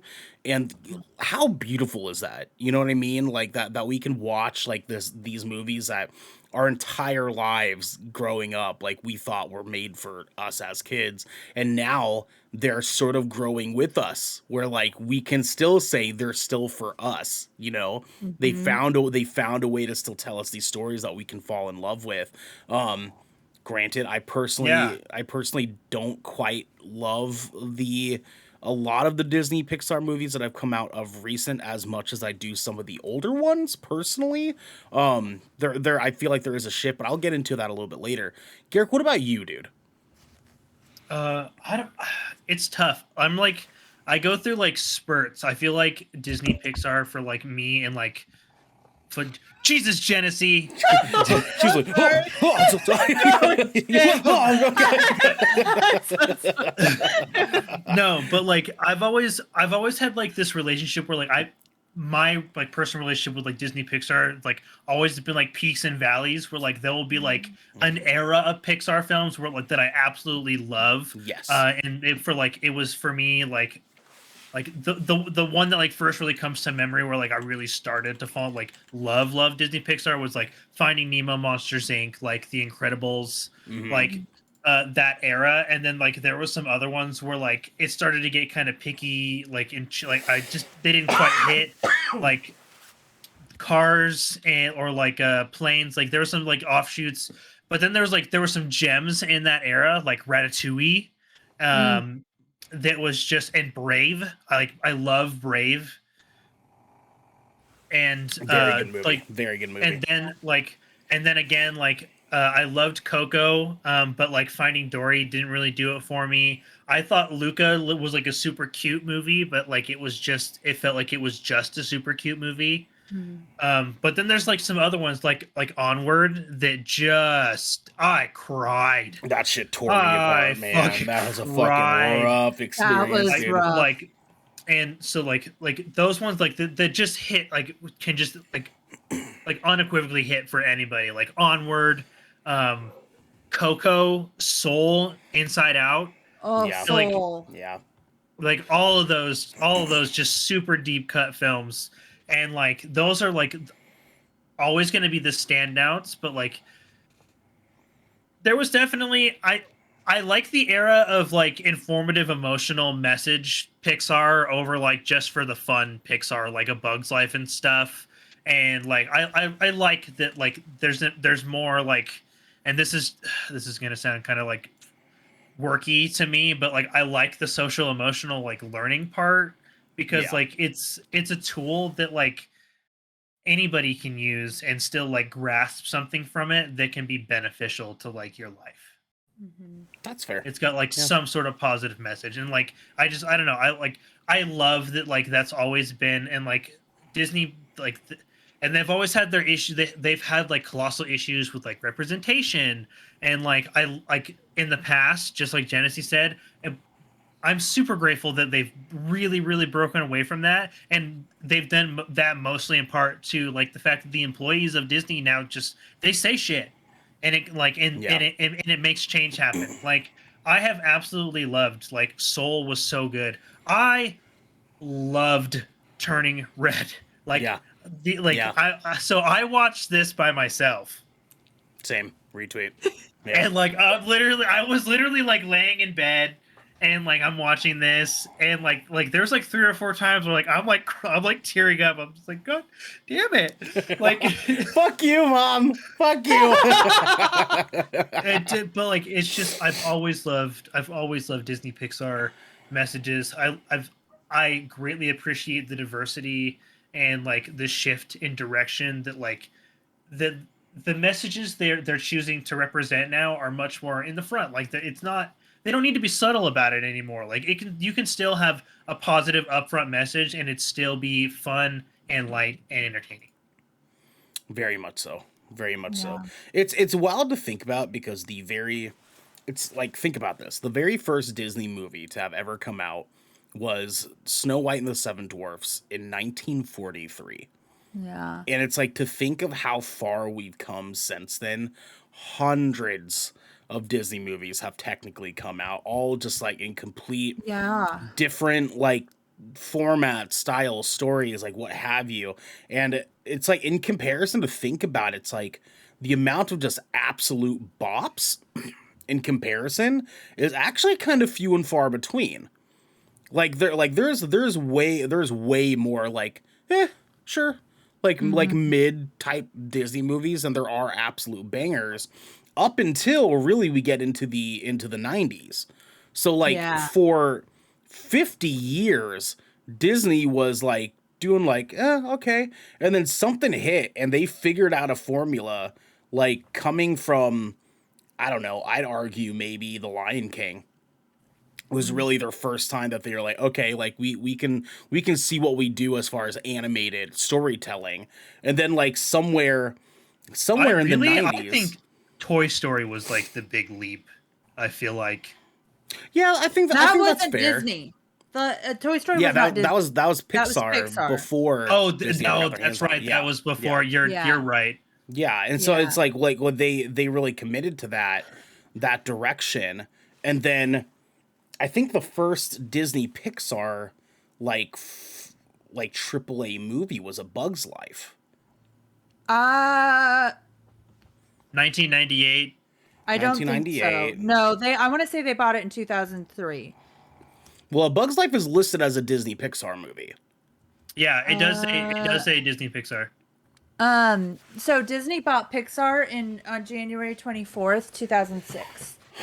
Then I wonder By the why. end of, I don't know why. Yeah, Oh, that's I weird. think Oh, they've they- just changed their listings because of the acquisition now. yeah. Oh, Yeah, maybe. yeah. Yeah, that could potentially be it. I mean, regardless, too, though, like, that was fucking hype. And then, like, they really started ramping up. Like, really, really ramping up in, like, the animated department. Seeing that, like, that's kind of what people were wanting. They came out with Bugs Life. They came out with Tarzan. Toy Story 2. The Tigger movie. Dinosaur was, like, the CG animated thing. Emperor's New Groove. Recess movie. That movie. Yeah. Dude, Atlantis, fucking phenomenal movie. They got their paws on Spirited Away. Monsters Inc. Like they really Lilo and Stitch came out fucking Lilo and 2002. Stitch. Oh yeah, okay.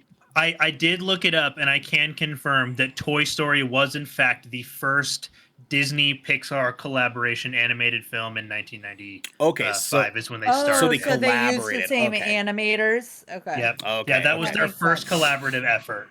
That makes sense. Yeah, and Yep. it's just there's so many bops from that point forward, and then Yeah. they started kind of committing like half and half a little bit more into their live action stuff with Pirates of the Caribbean, and me and Garrick. We can tell you, we love us some Pirates of the Caribbean, baby. Let's Look, fucking we go. know some of the later ones aren't good, but you know we own both of them on DVD, and they probably get watched regularly Every single fucking one of those Pirates movies, I promise you, I'm here for it. on Like, the shelf right over here. yeah, That's all I'm listen, saying. right fucking behind me, dog. Like, I got them on lock, dude. It is wild. Like Disney's done the fucking thing, but like what I was saying earlier about feeling very, I don't know, almost jaded about our current day Disney content stuff as we kind of get closer to like the 2010s, not including Marvel stuff, because Marvel, like I'm putting that off to the side for this segment of the conversation here, like because we know how we all feel about Marvel. That's a whole other fucking ball game. When it comes to that's its own thing. yeah, when it comes to the animated side of Disney and their movies and like the stories that they want to tell there's something about their content I think kind of hits for me. I want to say starting with Brave, actually, that I was like, I don't know if I like this as much. Like the style of storytelling. Like I do like Brave. I don't know if I like its story like nearly as much as I like some of the older stuff. And I can't pinpoint if it's because of the way that they tell the story. Well, or if you think about it, a lot of early Disney stuff was almost direct like translation of Shakespeare. So the storytelling piece was already there. But this was around the time that like Disney started to really experiment with their own storytelling. Yeah. This is probably and Brave was actually an interesting thing because it was like a sister studio, like it wasn't true Pixar. Right. Well, and the thing is too is you can kind of see a pattern where they got dipped into Pixar stuff and they started focusing a little bit less on the music in Disney movies. And for me, like thinking back when I was a kid, the music was sort of like everything for me in Disney movies. Like watching these characters sort of play out this theatrical, overdramatic thing of storytelling through song was what I really appreciated Disney movies for a whole lot. And they sort of like dimmed it down when they sort of started, they bought out Pixar and they started tag teaming these stories because we got things like The Incredibles, which is nothing about music.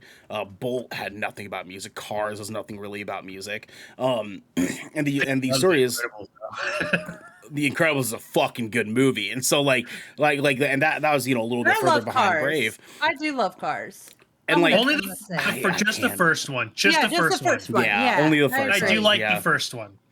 Now, This one's really fun. Morbid says I'm waiting for the Alien / Disney / Pixar crossover now that Disney owns Fox. Yeah, I remember people joking like because Disney owns Fox now, that technically means that the Xenomorph Queen is a Disney princess. Yeah. I like that. I like that too. I do like that too. Yeah, I don't know. Like there's some stuff that like that hits a little bit for me off and on, but then like that gap hits. And after that gap for me is done, it comes back and I'm like sold again. I think on Which here, movie came back for you? well, that's what I'm looking at now. Okay. I think I was along for the ride again with Finding Dory, and I was like, yes, give me that follow up story. That Give me was that pretty follow up recent. story. And then Moana, they obviously bring Yeah. back a new focus on the musical side of things. Even though I wasn't a huge fan on some of the music and a majority of the music in Moana, I was still here for the fact that they were still back to storytelling through song. But from that point forward, it's sort of like hit or miss for me. I really like Soul. I really like Inside Out. But like there's just something there that is troubling me. And I can't quite tell if it's the style of storytelling or not. You know what I mean? Dude, Like, those two movies, like, they're very different. Like, they're very Sure. emotionally driven films, which Sure. is what, like, I think that's why they resonate with a pretty different audience. Like, those two movies in particular, like, those speak to like the traumatized child in me a little bit Sure. more Yeah. than like the feel good like movies like that like lean back into the music, and I love those. But like they're like almost like apples and oranges to me, like in the way that they choose to tell the story. And so like I love them for very different reasons. I understand like the deterrence for like the Disney Pixar films like Inside Out and Soul though.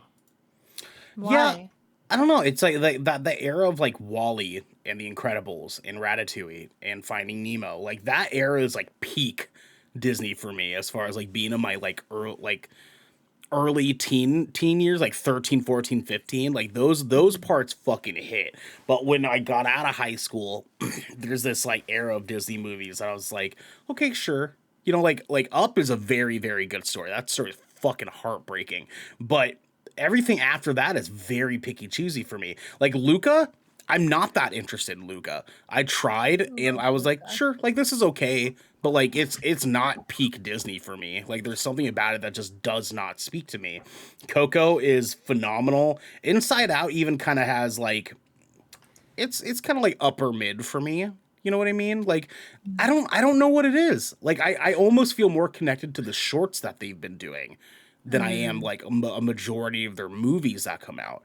Like Onward was a sleeper for me. I didn't watch Onward until it was already out for like 8 months, dude. Like Really? because I saw it and That I was was- like, that doesn't look like it speaks to me at all. And I finally That gave was it a shot. originally the I last just- movie I saw before the pandemic, like went into full really? effect. Yeah. Was Onward. Yeah. Okay.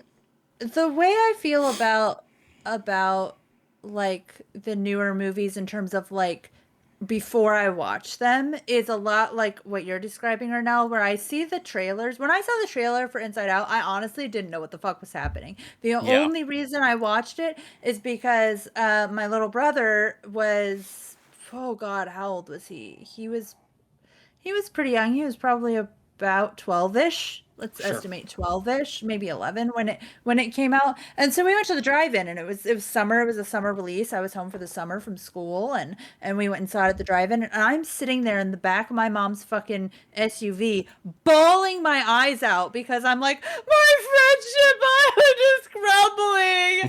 I have no friends.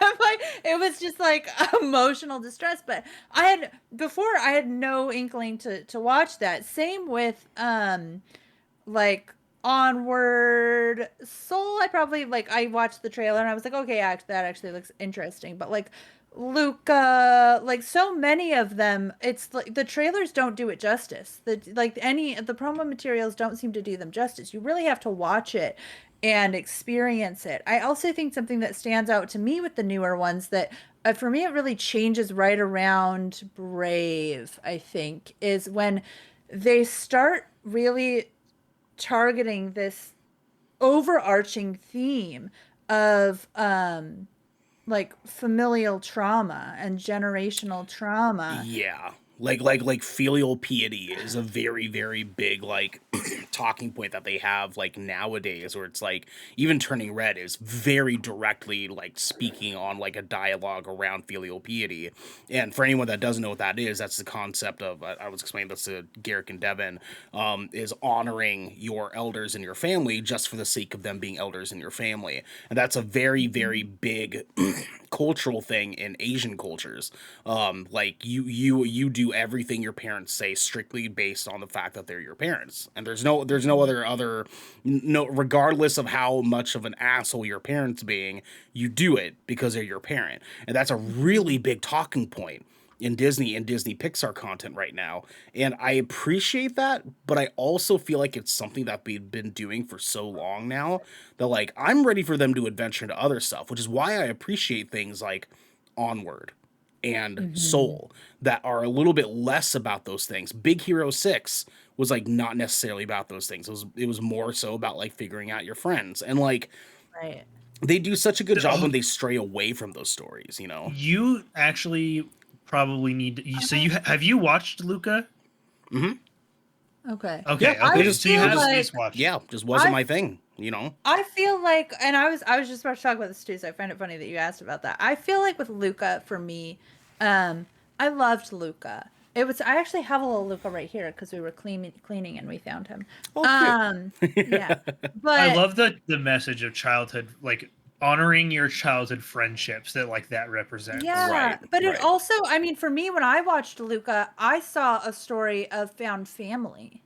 And I saw a story of creating your own name for yourself outside of the family that you're born into. And where does your family fit in when you grow up and make your own? Right. Right. I think I've talked about this before here. When I watched Luca, I was sitting here like, this kid's gay, right? And luckily, a lot of the internet also was like, yeah, this kid's gay, right? And Pixar Yeah, was like, there's a whole maybe? conversation around that. Yeah, dude. Like, it's Maybe? And I was like, what do you mean, layers, yeah. maybe? Yeah. But I digress. Sure. So that for me, like, and I think it really depends on the viewer, which is what's really special about Pixar movies is that like all three of us watched it and got something different from it. You know, we picked different messages. Like we were watching totally different movies, to some extent, you know, and I think that's Pixar does that excellently. They do it excellently. They do. Yeah, very much which so. is why, like, I haven't watched Turning Red yet, but I have seen some of the dialogue around it. And I think that that's what the naysayers aren't getting is that, like, one of the big, like, critics that sparked a lot of this debate was saying, like, oh, it's not a universal story. I'm like, okay, man. Whatever. I got something out of that. Yeah. Well, yeah, and it was like it was also this dude like coming in talking about a story of a young teenage girl coming into puberty, which is an amazing story that we never fucking get. Yeah. I'm like so stoked, and he's out here like, oh well, I didn't relate to it, so it's not universal. Go shut the fuck up. Well, it's I like, don't did care. you did you not have a relate? childhood? Yeah, Idiot? did you not have friends when you were a kid? Do you not have a mom? Like, do Did you you not, do you not struggle have through rebellion? You're telling me Right. there was no aspect of your life that you felt like was embarrassing. You wanted to hide it from other people. There was like a part of you Yeah. you chose not to accept. Yeah. Like that's one of the many messages of this film. And if you can't pull something from that, like that's on you. That's Yeah. on you. Yeah. And honestly, like on a serious note, if you are watching that movie particularly and you're watching it and you're like, oh, I can't glean anything from this. This is so unrelatable. I think you should sit with that. And you should think, why is it that I'm watching this amazing film about a young Asian girl in Canada and I find it so unrelatable? Why is that? Yeah, it like I think a lot of times like because we're Disney fans because we appreciate the storytelling that we're getting through these characters that are brand new to us. We've never experienced them before unless it's like a direct sequel. We get new characters that we can invest ourselves into, and we find that connection of overarching themes, how they're trying to tell that story. And there's a lot of it's because we can appreciate the creativity and the storytelling basis of these Disney movies. These people that like are so overcritical of Disney movies in the sense of like I want to feel a personal attachment to it. is where I'm like, all right, like you're in for Disney movies for a lot of the wrong reasons to me. Where I'm like, you're in it because you're trying to like find a personal reason to enjoy it. We're into it because we just genuinely love their ability to tell us a story, to tell us a narrative in the same way that we get of reading a book. Like, I don't need Exactly. to Well, and being go able ahead. to like see a Disney film and like I my favorite I always love like the raps on Disney Pixar films because it always brings the story back into focus and it gives you like a fun way to explain like what this film was like really about, and like Turning Red does an excellent job of that. Mm-hmm. And like it's just like I don't know, like just being able to like it just enjoy the story and like be able to just be open-minded enough to like accept the message, even if maybe it wasn't one that was for you this time, because it's not about you all the time, you idiot. Mm-hmm. That like knowing that like there's people out there that like you can understand the message, you can sympathize with the message and respect it, and realize that there are people that are gonna like that are gonna glean something from this. Like that's what I've always loved about Disney Pixar. And if you can't see that, that's on you. I also think there's something with that like there was a conversation that I saw around Turning Red, but that has been a really big conversation with all Disney movies, is particularly in religious circles and particularly Christian circles is the ones that I've been around seeing, is that like with Turning Red, there were so many like Christian moms being like, this, I wish I would have watched this before I showed it to my children because this is not appropriate for children. It's so rebellious and so inappropriate. The mature content of puberty. I'm like, I'm sorry. Even Christians get their period. Then Right. Even Christians get their period. Yeah. And sorry, your Christian child is probably going to rebel. It could be at different ends, but your Christian child is going to rebel, especially when you smother them and treat them like shit because the regular human emotions that they're feeling, you're villainizing in film. That shows things to your children, and that's not okay. And I think that's, earlier, Ernell, you were talking about the kind of like history of like starting with Snow White down. There's an aspect of this conversation that is like where Disney Studios comes from. Disney Studios comes from a part of Southern California that is incredibly like conservative. It is incredibly conservative. It is largely populated by mega churches. It has some of the highest concentration of mega churches in the entire United States. And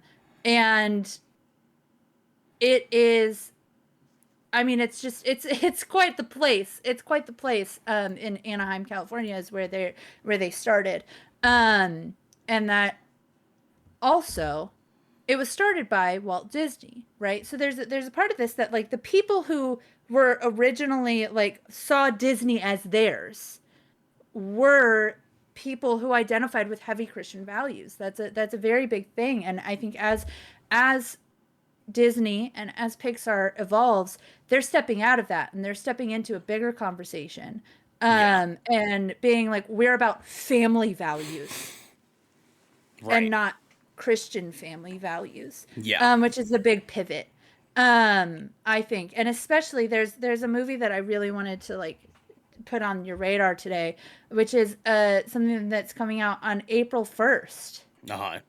On Disney Plus, and it's called Better Nate Than Never, and it is Disney's first ever film that has a lead star who is out as gay, and he is a 15-year-old boy who is just the cutest thing, who plays this lead in this children's story about like coming of age and like trying to make it on Broadway, and it looks so cute and wholesome, and I think that and Turning Red and Encanto all coming out like in such a close period of time, for me, shows what Disney's talking about. Family.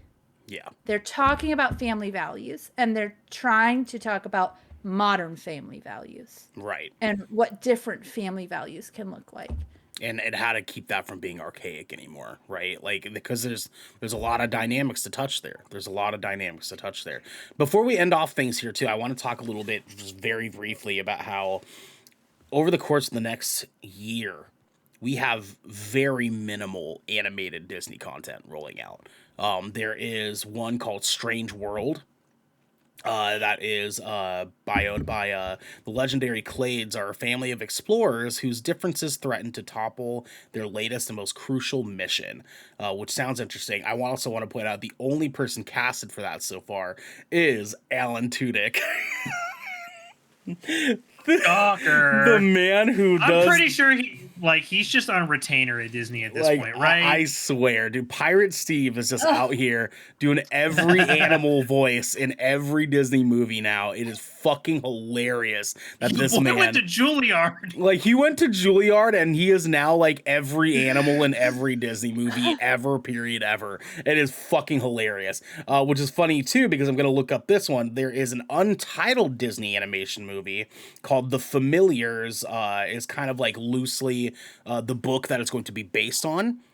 They haven't come up with a complete title for the movie, but it's going to be based on The Familiars. And there is one actress set up for that, and that's Anna Tenney.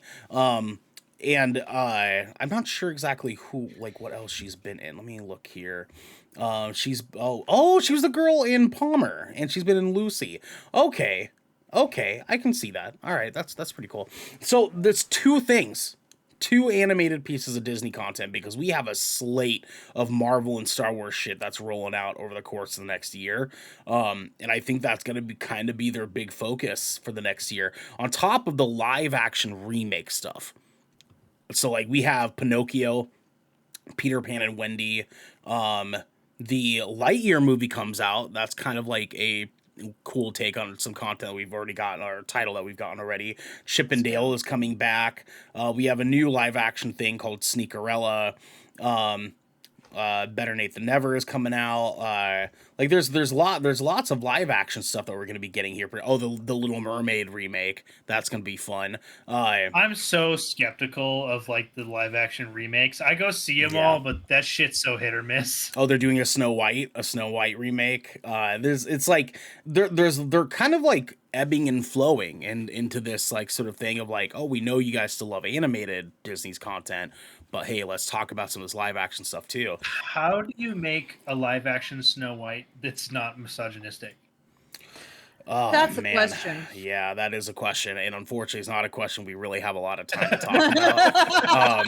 Because we could go a whole other headlining segment talking about the misogyny and ridiculousness of Disney having just bonkers values from their older content from fucking 1943. You know what I mean? Like it's or 1934. Sorry, it's just ridiculous shit that we could go into on that end. But with that said, guys, we love Disney movies. I can't wait to see more Disney. I can't wait to get more Marvel, more Star Wars, more animated Disney stuff.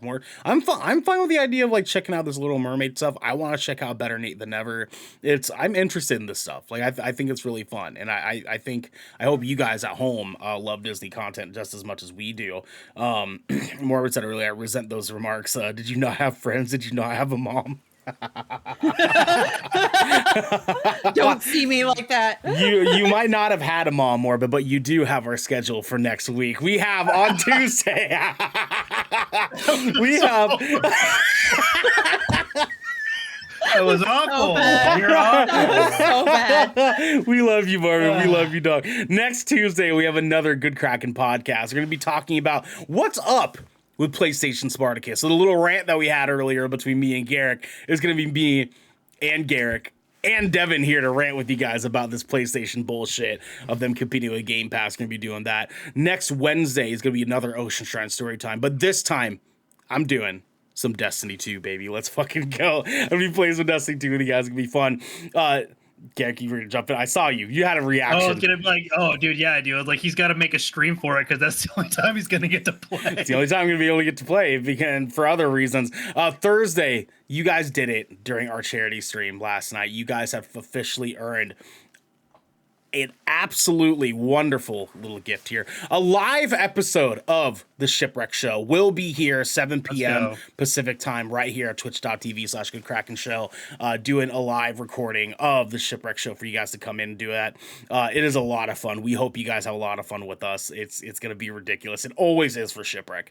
always is Always. ridiculous Always. bullshit. So come in, hang out with us. It's going to be a good time. On Friday, we got another episode of Splash Damage where we will be doing Tiny Tina's Wonderlands again. And this time, full-on multiplayer. This time, we'll probably do some fucking role play with you guys. It's going to be fucking good episode. Now that multiplayer is actually working. And not like, the hour and a half we spent not playing together last night.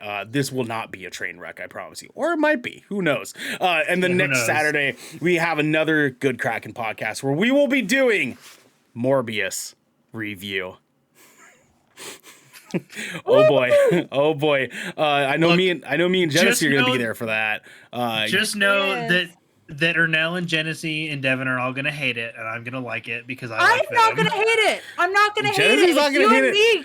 I know I'm gonna hate it. I know I'm gonna hate it. I'm super here. Look, I'm ready. I can't pass up a vampire movie. Like, I just can't pass up a vampire movie and not be hyped for it, dude. I can't. Yeah, man. I said that about Twilight once upon a time. Hey, I don't hate the Twilight films. I don't hate them. I don't necessarily hate them either. I might have a love hate. I hate the books. I hate the fucking books a whole lot because they're just very well written books. It's just very not good books. The worst. Oh God, horrible. Yeah, good. Do yourself a favor and stay that way. You're not missing anything. Garrick, are you gonna be joining us for that review next Saturday? Morbius.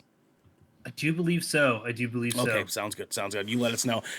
And you guys at home, let us know your thoughts on Disney and Pixar's content. Which Disney Pixar movies are your favorite? Which ones do you feel are not doing Disney and Pixar some justice? What are some ones that you're anticipating? Let us know. Join our Discord. Hang out with us on there. Tweet at us. Let us know all this stuff. Do it in the comments down below if you've lasted here through the end of the video here. In the meantime, y'all, this has been the Good Kraken Podcast, your choice for all the nerdy video game and pop media news, reviews, and discussions that you wanted to hear live every Tuesday at 7 p.m. and Saturday at 12 p.m. right here at twitch.tv/GoodKrakenShow. If you enjoyed the show, you can head on over to patreon.com/GoodKrakenShow, where you can submit questions and topics of the show, get exclusive post-show content, and have early access to episodes before they go live on podcast and video services across the digital sea. Yarg. Thank you, Garrick. You can also support us by going to our YouTube channel by clicking YouTube. YouTube is the new name, YouTube. By clicking that beautiful bell and big red button, or by subscribing to our podcast channel by searching Good Kraken with an exclamation mark and leaving a review there. We gotta head on out of here, and we're not doing a post show because goddamn we did it again. But until next time, my friends, be good to each other. Bye. Bye.